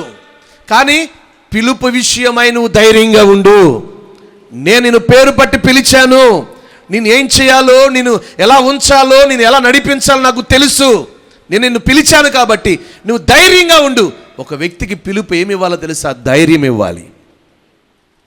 చాలామంది ఇక్కడ ఉన్నారు, సగం మంది అన్ని జిల్లాల నుంచి వచ్చారు, మరికొంతమంది నామకార్థ క్రైస్తవుల నుంచి వచ్చారు. ఒక మాటలో చెప్పాలంటే భారతదేశంలో అందరూ ముందు అనుజనులే కాబట్టి అందరం ప్రభువుని ఎరగని స్థితిలో సంవత్సరాలు గడిచే కొందికి ప్రభువులోకి వస్తున్నాం. హల్లెలూయా. మరి మన పూర్వీకులు ప్రభువుని ఎరగని వారి కదా. మరి నిజమైన ఆ సృష్టికర్త అయిన దేవుణ్ణి ఎరిగి ఆయన మార్గంలో నడిపించబడుతున్నాము అని అంటే మనందరికీ, మన కుటుంబాలకి దేవుని పిలుపు ఉంది. హల్లెలూయా. కాబట్టి ఈరోజు దేవుని సేవకుడిగా చెప్పాలనుకుంటున్న మాట ఒకటే, సృష్టికర్త అయిన దేవుని పిలుపు నీకు నీ కుటుంబానికి ఉంది. కాబట్టి దేని విషయంలో నువ్వు భయపడొద్దు. హల్లెలూయా. ఆ 20 సంవత్సరాలైనా బయటికి రాగానే అన్న రెడీ కూర్చున్నాడు. మిక్కిలి భయపడ్డాడు ఏమైపోతామో ఏంటో అని, అన్న చంపుతాడేమో. అక్కడ భయపడలా. ఆ తర్వాత కరువు వెంటాడింది. ఈ కరువులో నా కుటుంబం, నా పిల్లలు ఏమైపోతారని భయం. కానీ ఆ కరువు తప్పించాడు. ఆ తర్వాత ఆఖరికి ఐగుప్తుకు వెళ్ళడానికి భయపడ్డాడు. ఎన్ని భయాలు. అందుకనే చివరికి ఏమంటాడు తెలుసా? పిలిచిన వాడు నేను వచ్చేటప్పుడు చేతి కర్రతో వచ్చా, కానీ ఈరోజు నా ప్రభు నన్ను 2 గుంపులు సమూహంగా చేశాడు. గట్టిగా స్తోత్రం చెప్పండి. హల్లెలూయా. నిజమే. ఏదో యాకోబు అంట, ఏదో దావీదంట, ఏదో చెప్పారంట, ఏదో పిలుపంట, ఆదివారం అయిపోయిందంట, నేను తిరిగి ఇంటికి వెళ్తున్నానంట అంటే ఉపయోగం ఏమీ లేదండి. ఒక్క మాట నిన్ను దేవుడు పిలిచాడు. ఇందులో ఏమాత్రం సందేహం లేదు. నిజంగా పిలిచాడంటారా? ఎందుకు సందేహం ఎందుకు? ఆయన సన్నిధిలో ఉండటమే గొప్ప భాగ్యం. ఆమేన్. ఈరోజు దేవుడు నిన్ను తెచ్చాడు. నువ్వు రావాలనుకోలేదు. ఇదిగో నీకు ఆటంకాలు తొలగించి, నిన్ను ప్రేరేపించి, నీకు ఆరోగ్యం ఇచ్చి, అన్ని అనుకూలపరిచి, నన్ను మనందరిని ఆయన సన్నిధికి తోడుకుని వచ్చాడు. ఆయన మన పట్ల ఆయన ఉన్నతమైన పిలుపు ఉంది. ఆయన పిలుపుకు మనం యోగ్యులుగా ఎంచబడ్డాం. ఆయన మనల్ని పిలిచాడు. ఆ పిలుపు మనకు ధైర్యము కలుగు చేయునుగాక. ఈ కరువు నన్నేమీ చేయదు. ఆమేన్. ఈ దరిద్రత నన్నేమీ చేయదు. ఆమేన్. ఈ వ్యాధులు నన్నేమీ చేయవు. ఆమేన్. నేను ఎదుర్కొంటున్న ఈ సమస్యలను ఏమీ చేయవు. ఆమేన్. నన్ను పిలిచిన దేవుడు వీటన్నిటి నుంచి నన్ను విడిపిస్తాడు. నిజమే కదా? నీ పిలుపు నీకు ధైర్యం ఇస్తుందా? పిరికివాడిగా బ్రతుకుతున్నావా? నిజమే. చేతి కర్రతో బయటకు వచ్చిన వాడు 2 గుంపుల సమూహంగా అయ్యాడు. ఎన్నోసార్లు ఎన్నో భయం, ఎన్నో ఆందోళనకరమైన పరిస్థితులు, కానీ పిలిచిన పిలుపును బట్టి ధైర్యంగా ముందుకు వెళ్ళారు. ఆత్మీయ తండ్రి దగ్గరికి వస్తే నిజమే, దైవజనులు ఎప్పుడు చెప్తూ ఉండేవారు, వారు ప్రారంభ దినాలలో వారికి ఎదురైన పరిస్థితులు ఎన్నో, కానీ ఎక్కడ కృంగిపోలే. దేవుడు ఏం చేశాడో తెలుసా? ఆ పిలుపుని బట్టి వారు ధైర్యంగా ఉన్నారు. ఇదిగో నాకు నా తల్లిని బట్టో, తండ్రిని బట్టో, నా పూర్వీకులను బట్టో నాకు ఇది రాలేదు. కేవలం ఆయన పిలుపుని బట్టే దేవుడు నాకు ఈ గొప్ప భాగ్యం ఇచ్చాడు. అందుకనే వారు రాసుకున్న పాట అది. ఏం పాట? నీ పిలుపు నాకెంతో ఘనమైనది అన్న పాటను రాశారు. అన్నిటినీ వెలుగులోకి ఒకరోజు తీసుకొస్తాడు దేవుడు. హల్లెలూయా. నాకు ఈ మందిరాల పనులన్నీ అయిపోతే ఆ తర్వాత నెక్స్ట్ అదే నేను పెట్టుకున్న టార్గెట్. హల్లెలూయా. నిజమే కదా? ఆయన పిలుపే ఈ జీవితానికి ఘనత. అంతకంటే మించిందేముంది? నేను ఎక్కడ యూనివర్సిటీలకు వెళ్ళి చదువుకు రాలేదు. నిజమే కదా? హెడ్ మాస్టర్ దగ్గరికి వెళ్ళి 10th క్లాస్ సర్టిఫికేట్ తెచ్చుకోవడం కాలంలో అరికాళ్ళ చెమటలు బట్టి భయపడి మరి సర్టిఫికేట్ని వదిలేసి వచ్చాను నేను. అటువంటి భయము కలిగిన నన్ను ఆయన పిలిపే ఈరోజు ధైర్యపరిచి ఈరోజు 2 గుంపులుగా చేసింది అని ప్రారంభంలో చెప్పేవారు. కానీ చివరికి వచ్చేసేపటికి 2 గుంపులు కాదు, 3 గుంపులుగా దేవుడు చేశాడు. కాస్త బిగ్గరగా చెప్తారా? వారి నోట ఎప్పుడు ఆ మాట ఉంటా ఉండేది. 1 వీరంగలాకు మాట్లాడరేంటండి పాతాళ్ళు. 2 ఉయ్యూరు, ఆ తర్వాత విజయవాడ. ఉయ్యూరు వీరంగలాకు, ఉయ్యూరు విజయవాడ. ఆ 3వ మాట వచ్చేవాడు కొంతమంది కటకటకలాడుతూ ఉండేది. ఎందుకంటే నిన్న కాక మొన్న వచ్చారు. అప్పుడే దైవజనుడి దృష్టిలో 3వ దాంట్లోకి వెళ్ళిపోయారు వీళ్ళు. 2 గుంపులు కాదు, 3 గుంపులుగా దేవుడు చేశాడు. పంచాయతీలోకి మాత్రమే ఈ పాస్టర్ గారు కాదు, తర్వాత మాట్లాడరు ఏంటండి? ఉయ్యూరు మున్సిపాలిటీనా? మున్సిపాలిటీ వరకే కాదు, రాజధానిలో కూడా ఈ సేవకుడిని నిలబెడతానని ఇదిగో దేవుడు ఈ పరిచయను అభివృద్ధి పరుస్తూనే ఉన్నాడు. కాస్త బిగ్గరగా చెప్పాలి. ఆ రోజు ఒంటరిగానే అడుగు పెట్టారు. ఆ రోజు ఒంటరిగానే అడుగు పెట్టారు. కానీ ఆ ఒంటరిగా అడుగుపెట్టిన ఆ సేవకుణ్ణి పిలిచిన పిలుపును బట్టి ధైర్యంగా బ్రతికారు. ఏ రోజైనా ఏ విషయములో అయినా భయము వారి ముఖములో కనబడుతుందేమోనో అని చూచేవాడిని. అబ్బే, అసలు దానికి వారి డిక్షనరీలో ఎక్కడ లేదు. ఆయన చూసి మనం భయపడతామే కానీ ఆయన దేనికి భయపడే అసలు ఏమీ లేదు. ఎందుకని ఆయన పిలుపును బట్టి ధైర్యంగా బ్రతికారు. నన్ను పిలిచాడు, నా పితరులకు ఎవరికి లేని ఈ భాగ్యం, ఈ సేవ పిలుపు నాకు ఇచ్చాడు. అన్న ఆ పిలుపుని బట్టి ధైర్యంగా ఉన్నారు కాబట్టి నేను మరలా చెప్తున్నాను, నా దేవుడు వారిని పెక్కుగా అభివృద్ధి పరిచాడు. ఈరోజు దేవుని సేవకునిగా అదే చెప్తున్నాను మీకు కూడా నేను. నువ్వు పిలుపుని బట్టి ధైర్యము కలిగి అడుగులు వేస్తే నా దేవుడు నిన్ను కూడా అభివృద్ధి పరచునుగాక. ఆమేన్, హల్లెలూయా.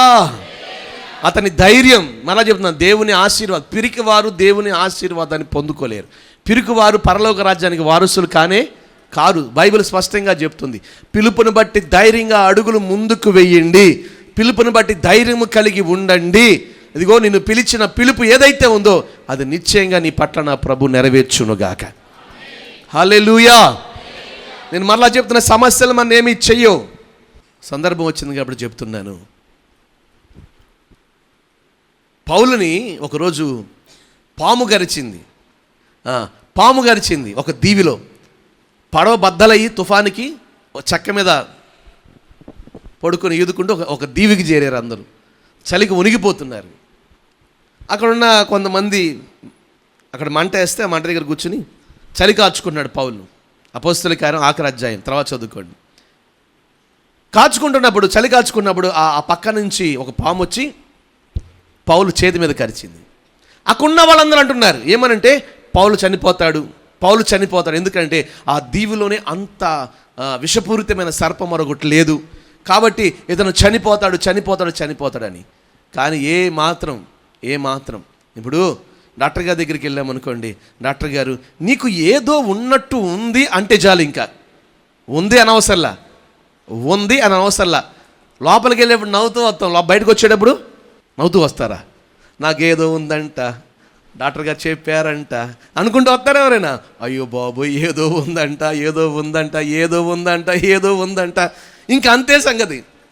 నేను అందుకనే చెప్తే, ఎవరైనా పంపిస్తే ఎవరికి చెప్పొద్దు, బయట ఎవరైనా ఉంటే. నిజమే కదా, మాకు నేర్పేటప్పుడు వైద్య వృత్తి చెప్పేటప్పుడు ఏంటంటే పేషెంట్కి ముందుగా ఏది చెప్పకూడదు, వాళ్ళ బంధువులకి చెప్పి నిదానంగా వారికి చెప్పాలనేది మాకు నేర్పారు. కానీ కొంతమంది లేదు, నీకేదో ఉందలే అంటే చాలు, ఇంకా అయిపోయినట్టే. ఇంకా రాత్రి పడుకునేటప్పుడు ఏదో ఉందంట, తినేటప్పుడు ఏదో ఉందంట, నాకేదో అయిపోతుందంట, ఇంకంతే సంగతి. ఇప్పుడు చుట్టుపక్కల ఇంతమంది కలిసి పౌలు గారు చనిపోతారంట, భయంకరమైన విషసర్పం అంట, అనగానే పౌలు గారికి బీపీ ఎంతకెళ్ళాలి? అదే ప్లేస్లో నువ్వు నేను ఉంటే మన పరిస్థితి ఎట్టా ఉండదో అర్థం చేసుకోండి. నాయన బాబు దండం పెడతానురా, ఏదైనా ముందుంటే ఇవ్వండిరా, ఎక్కడికి తీసుకెళ్ళండిరా, ఏంటని ఇక్కడ వదిలేశారు, ఇన్ని హడావుడి చేసేవాళ్ళు. అభ్యాసం ఏమీ లేదు. ఎటు చూడండి, ఆ కరిసిన పావుని ఇటు పట్టుకుని ఆ నిప్పులో పడేశాడు. వీళ్ళందరూ ఎదురు చూస్తున్నారు, చచ్చిపోతాడు. అరే ఏంట్రా ఇంకా నోట్లోంచి నూరు రాలేదు, ఏంట్రా మొహం ఏం మారలేదు, ఏంట్రా ఇంకా అట్టు కూర్చున్నాడు, ఏమవలా? 1 గంట చూశారు, 2 గంటలు చూసి ఏమవలా. పౌలు అన్న మాట అంటే తెలుసా?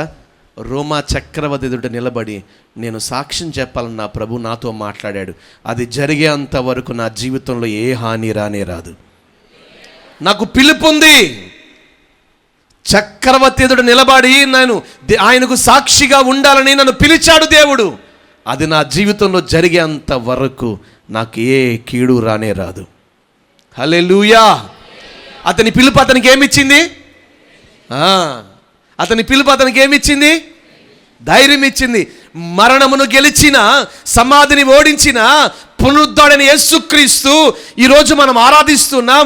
ఆయన బిడ్డలుగా ఉండడానికి మనం పిలువబడ్డాం కాబట్టి ఆయన బిడ్డలుగా ఉండడానికి ఇచ్చిన ఆ పిలుపు మనకేమివ్వాలి? ధైర్యం ఇవ్వాలి. అనుకుంటూ బతుకుతాం ఏంటండి? ఎప్పుడు చూసినా లేదు, ఆ పిలుపు మనకు ధైర్యం ఇచ్చునుగాక. కాస్త బిగ్గరగా చెప్పాలి. మీ పిరికి గుండెను దేవుడు ఇదిగో ఈరోజు ధైర్యపరచునుగాక. కాస్త బిగ్గరగా.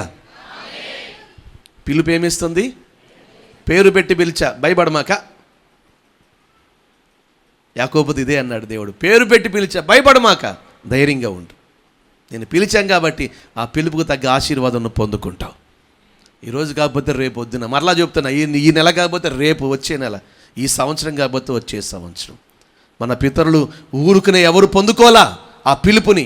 13 సంవత్సరాలు యేసేపు, కొన్ని సంవత్సరాలు దావీదు. ఇలా గమనించుకోండి, శ్రమల గుండా వెళ్ళే దేవుని పిలుపును వారు అందుకున్నారని బైబిల్ చెప్తా ఉంది.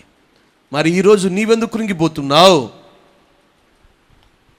ఎందుకు మన భక్తులు, మన పితరులు దేవునికి భక్తిగా జీవించిన వారు, మన పూర్వీకులు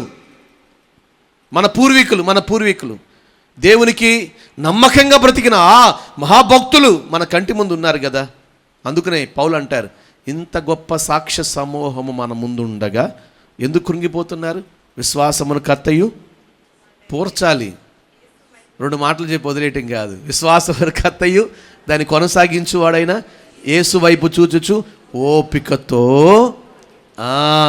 ఈ పరుగు పందెములో మనం పరిగెత్తుదాం. హల్లెలూయా, హల్లెలూయా. ముందు వెళ్ళిపోతున్నాడు, ముందు వెళ్ళిపోతున్నాడు. నేను ఆఖరి ఉండిపోయాను, ఇంకా పరిగెత్తడం అనవసరం. లేదు, నిన్ను పిలిచాడు దేవుడు. ఆ పిలుపుని విషయంలో నువ్వు ధైర్యం కలిగి ఓపికతో పరిగెత్తుతూనే ఉండు. ఈ రోజు కాకపోతే ఏదో ఒక రోజు తప్పనిసరిగా నిన్ను పిలిచిన పిలుపులో ఉన్న ఆశీర్వాదాన్ని నువ్వు అందుకుంటావు. హల్లెలూయా. మరి ఈరోజు ఈ వాక్యం వింటున్న నీ జీవితంలో నిన్ను పిలిచాడు, పిలుపుకు నిన్ను యోగ్యుడుగా ఎంచాడు. ఇది గొప్ప మాట. నిన్ను ఆయన పిలుపుకు యోగ్యుడిగా ఎంచి నిన్ను ఆయన కోరుకున్నాడు. కాబట్టి ధైర్యం కలిగి ఉండు. నిన్ను పిలిచిన వాడు నమ్మదగిన వాడు. ఆఖరి మాటగా చెప్తున్నాను, పిలుపు ఏం తీసుకొచ్చిందంట? నిరీక్షణ. 2వది పిలుపు ఏం తీసుకొచ్చిందంట? ధైర్యం. 3వది ఆఖరిగా పిలుపు. ఏం పిలుపు అంట? పేతురు రాసిన మొదటి పత్రిక 3వ అధ్యాయం 9వ వచనం. ఆశీర్వాదమునకు వారసులవటకు మీరు పిలువబడితిరి గనుక. చాలు. దేనికి పిలిచాడంట ఆయన?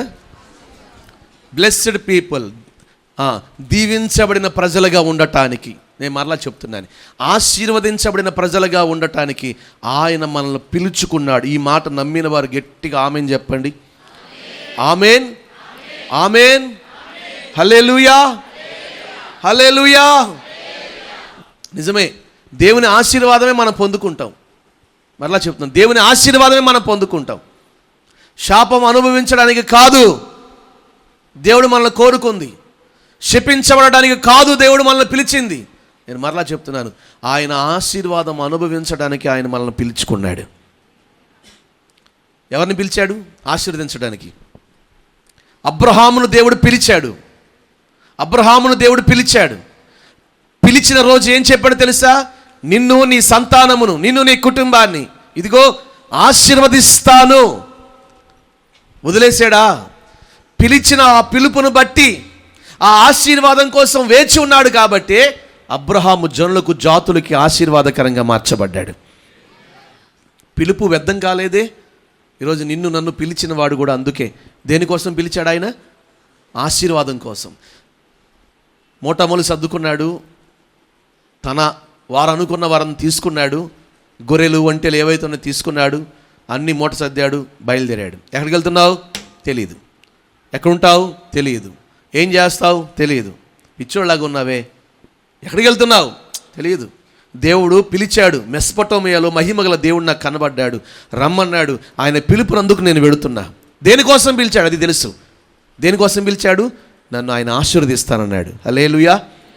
ఆ ఆశీర్వాదం, ఆ పిలుపులో ఉన్న ఆశీర్వాదం కోసం నేను వెళుతున్నాను.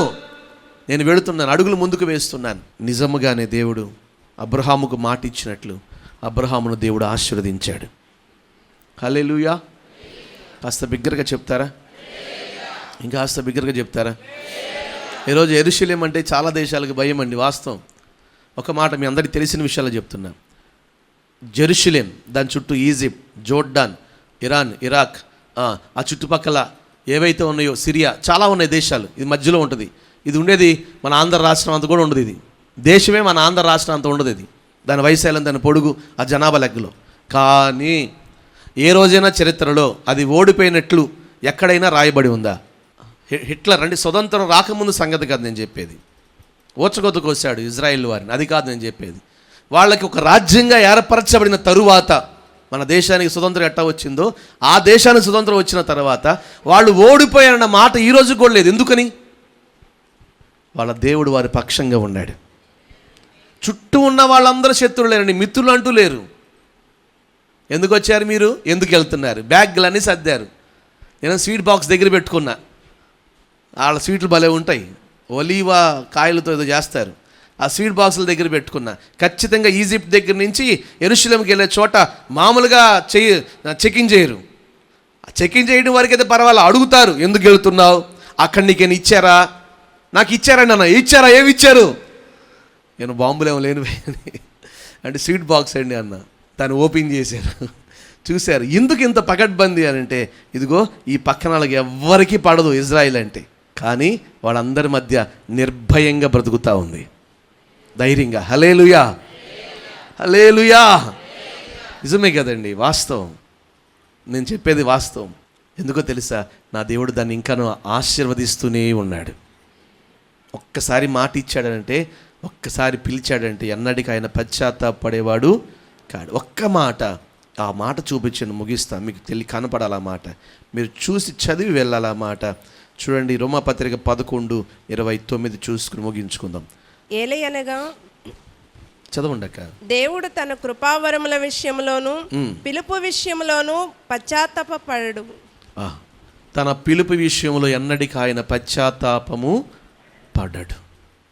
నిన్ను పిలిచినందుకు ఎన్నటికి ఆయన పశ్చాత్తాపడడు. ఒకవేళ మరలా చెప్తున్నాను, పిలుపును మరచి పిలుపును విడిచి, పిలుపును మరచి పిలుపును విడిచి ఒకవేళ దూరంగా బ్రతుకుతున్నావేమో ఆయనకి, నిన్ను బట్టి ఆయన పశ్చాత్తాపడట్లే. ఎందుకో తెలుసా, దుఃఖపడట్లా.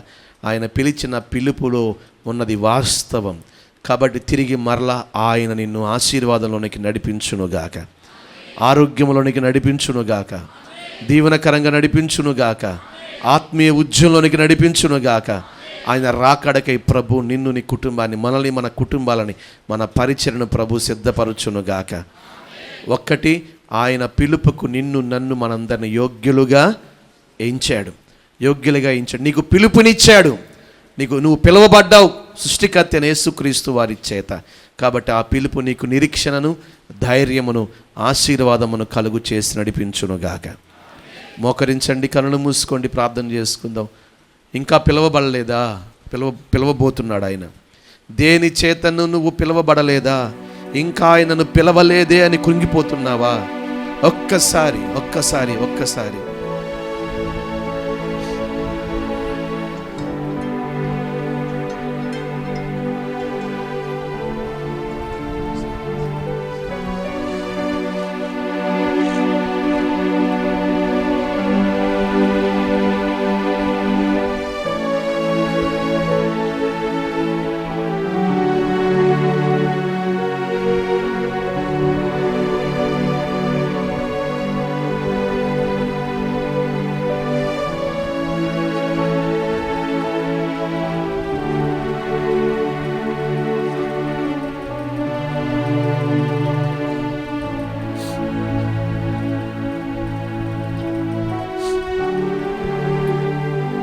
ప్రభు నిన్ను పిలిచాడు.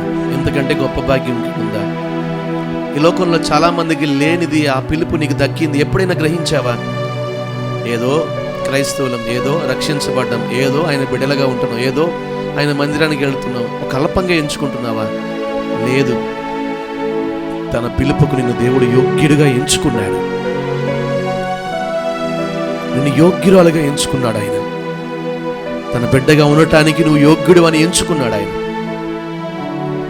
కల్వరి శిలువలో ఆయన కార్చిన రక్తము వలన, ఆయన శిలువ మరణ పునరుద్ధానముల వల్ల కలిగిన రక్షణకు నిన్ను యోగ్యునిగా ఆయన ఎంచుకున్నాడు, నిన్ను నన్ను ఎంచుకున్నాడు ఆయన. ఆశీర్వాదానికి యోగ్యునిగా ఉండటానికి ప్రభు నిన్ను నన్ను ఎంచుకున్నాడు. అందుకునే చెప్తున్నాడు, ప్రార్థిస్తున్నారంట, ప్రభు తన పిలుపుకు మిమ్మల్ని యోగ్యులుగా ఎంచాలని ఎల్లప్పుడూ మీ కొరకు మేము ప్రార్థిస్తా ఉన్నాం.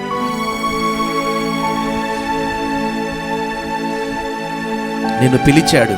ఎందుకు నిరుత్సాహంగా ఉంటున్నావు? నిరీక్షణ ఎందుకు కోల్పోతున్నావు? నిరీక్షణ ఉంచండి.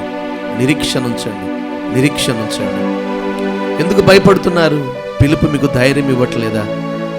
పిలిచిన వాడు ఎన్నడికి విడిచిపెట్టాడు.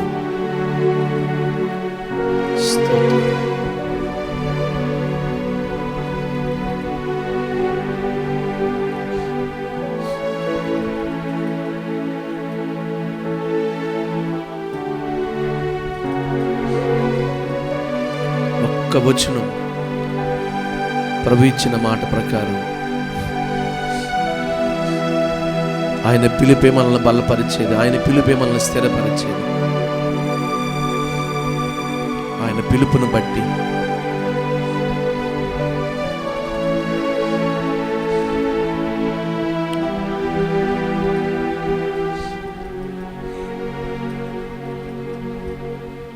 నీ పిలుపే స్థిరపరచేనే,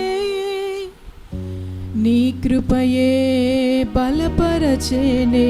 అందరూ కనులు మూసి, నీ పిలుపే స్థిరపరచేనే, నీ పిలుపే బలపరచేనే, నీ కృపయే పరిచర్యను మాకు అనుగ్రహించెను. నీ పిలుపే స్థిరపరచేనే, నీ పిలుపే బలపరచేనే, నీ పిలుపే స్థిరపరచేనే, నీ పిలుపే బలపరచేనే, నీ పిలుపే ఈ పరిచర్యను నాకు అనుగ్రహించెను. అందరూ నీ పిలుపే స్థిరపరచేనే, నీ పిలుపే ఎలుగెత్తి, నీ పిలుపే స్థిరపరచేనే, నీ పిలుపే బలపరచేనే, నీ పిలుపే పరిచర్యను నాకు అనుగ్రహించెను. అందరూ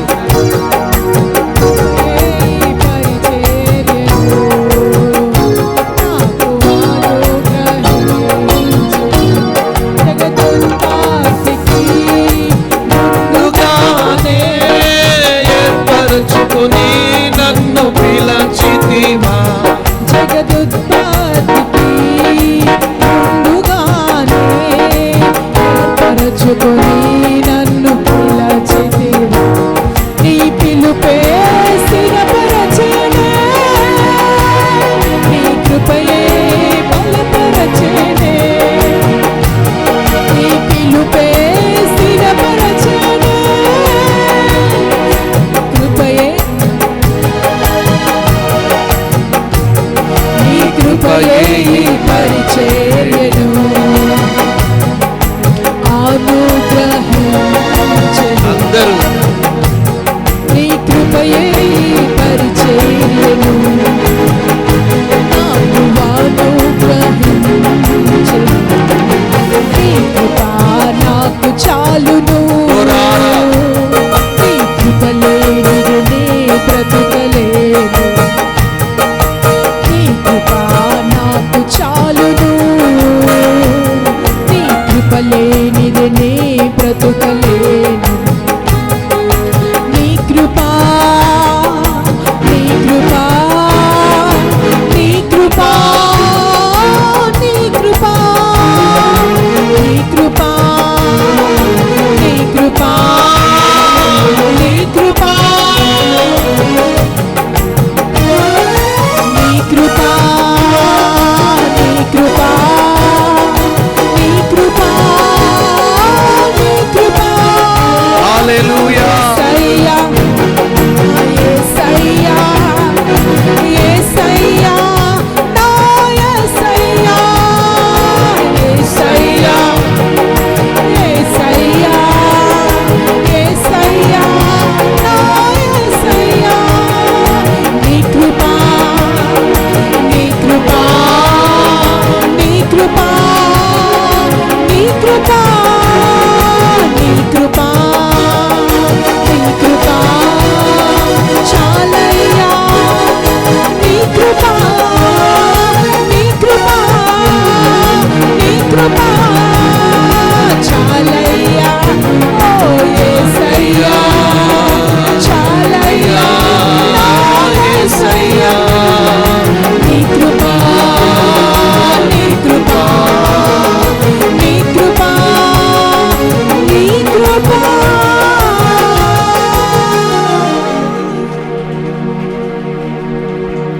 నీ పిలుపే స్థిర బలపరచెనే నీ పిలుపే బలపరచెనే నీ పిలుపే ధైర్యపరచెనే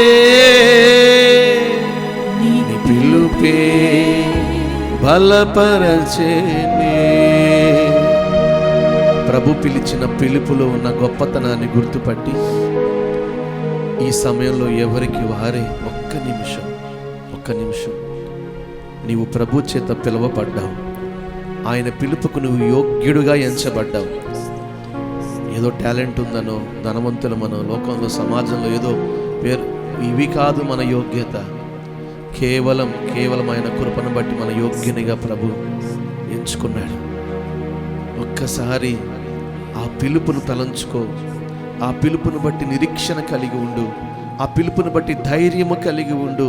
ఆ పిలుపును బట్టి ఆ పిలుపు వైపు చూస్తూ ఆశీర్వాదాన్ని అనుభవించు. నిన్ను పిలిచిన వాడు నమ్మదగిన వాడు. తప్పనిసరిగా నిన్ను పిలిచిన పిలుపుకు తగిన బహుమతి ప్రభు నీకు ఇవ్వబోతున్నాడు.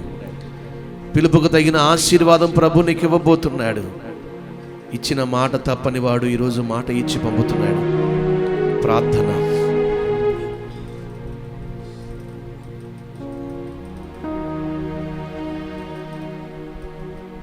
కనులు మూసుకోండి. పలకబడిన మాటలను బట్టి పిలుపు చేత నిరీక్షణ గలవారమై, పిలుపు చేత ధైర్యము గలవారమై, పిలుపు ఆయన ఆశీర్వాదాన్ని పొందుకున్న వారమై నిలిచి ఆయన దీవెన పొందుకున్నట్లుగా చిన్న ప్రార్థన చేసుకుందాం. దయగల తండ్రి, కృపగల దేవ, మీకు స్తోత్రాలు చెల్లిస్తున్నాము తండ్రి. లోకంలో ఉన్నప్పుడు ప్రభా మమ్మల్ని ఏర్పరచుకొని పిలుపుకు తగిన ప్రతిఫలం పొందినట్లుగా తండ్రి మీరు మా కొరకే దాచి ఇచ్చిన మేలును బట్టి మీకు స్తోత్రాలు చెల్లిస్తున్నాము ప్రభా. పిలుపు ద్వారా తండ్రి మాకెంతో నిరీక్షణ కలుగజేశారు తండ్రి. పిలుపు ద్వారా మాకెంతో ధైర్యాన్ని మాకు అనుగ్రహించారు తండ్రి. పిలుపు ద్వారా మాకు ఆశీర్వాదం మాకు దయచేశారు తండ్రి. ధైర్యం లేకుండా భయంతో జీవించే వారికి తండ్రి మీరే ప్రభా, మీ పిలుపే మాకు ధైర్యం తండ్రి. ప్రభా అలాగే తండ్రి ఏ ప్రభా తండ్రి నిరీక్షణ లేక తండ్రి, ఏ ఆధారం లేక తండ్రి జీవించే వారికి తండ్రి మీరే మీ పిలుపు ద్వారా నిరీక్షణ మాకు దయచేశారు తండ్రి. అంతేకాదు తండ్రి పరసంబంధమైనటువంటి ఆశీర్వాదాలతో తండ్రి మమ్మల్ని ప్రభావం సిద్ధపరుస్తున్నందుకు కూడా మీకు స్తోత్రాలు చెల్లిస్తున్నాం తండ్రి. పలకబడిన వాక్యాన్ని బట్టి తండ్రి మీకు స్తోత్రాలు చెల్లిస్తున్నాం ప్రభా. ఎందు నిమిత్తం తండ్రి ఈ మాటలు తండ్రి సిద్ధపరిచారో తండ్రి, ఎవరి కొరకు మీరు సిద్ధపరిచారో వారి పట్ల మీరు తండ్రి గొప్ప కార్యాలు జరిగించి మహిమ పొందమని మీ దాసులు తండ్రి ఇంకనూ తండ్రి ప్రభా పరసంబంధమైనటువంటి తండ్రి మర్మాలు ప్రభా తండ్రి ఆయన ద్వారా బయలుపరిచి మీరే సంఘానికి మేలుకరంగా జరిగించమని యేసునామములో ప్రార్థిస్తున్నాము తండ్రి. ఆమేన్. చెప్దాం బిగ్గరగా చెప్పాలి. ఆమేన్. పిలుపుకు తగిన ఆశీర్వాదం మనందరికీ ప్రభు దయచేయునుగాక. ఆయన పిలుపును బట్టి ఈరోజు తిరిగి మనము ధైర్యముగా ముందుకు సాగిపోదుముగాక. ఆయన పిలుపును బట్టి కలిగిన నిరీక్షణతో ఎదురు చూస్తూ ఆయన మన కొరకు సిద్ధపరిచిన దాన్ని మనం అందుకొందుముగాక. మన తండ్రి అయిన దేవుని ప్రేమ, కుమారుడైన యేసుక్రీస్తు వారి కృప, పరిశుద్ధాత్మని యొక్క నిత్య ఆదరణ సహవాసం ఇప్పుడు ఆయన రాకడ వచ్చు పర్యంతరము సదాకాలం మనందరికీ తోడుగా ఉండి ఆయన పిలుపుకు అనుదినము యోగ్యులుగా ఎంచుచు ఆయన పిలుపులో ఉన్న ఆశీర్వాదము చేత మనల్ని ప్రభు నడిపించును గాక. ఆమేన్. హల్లెలూయా.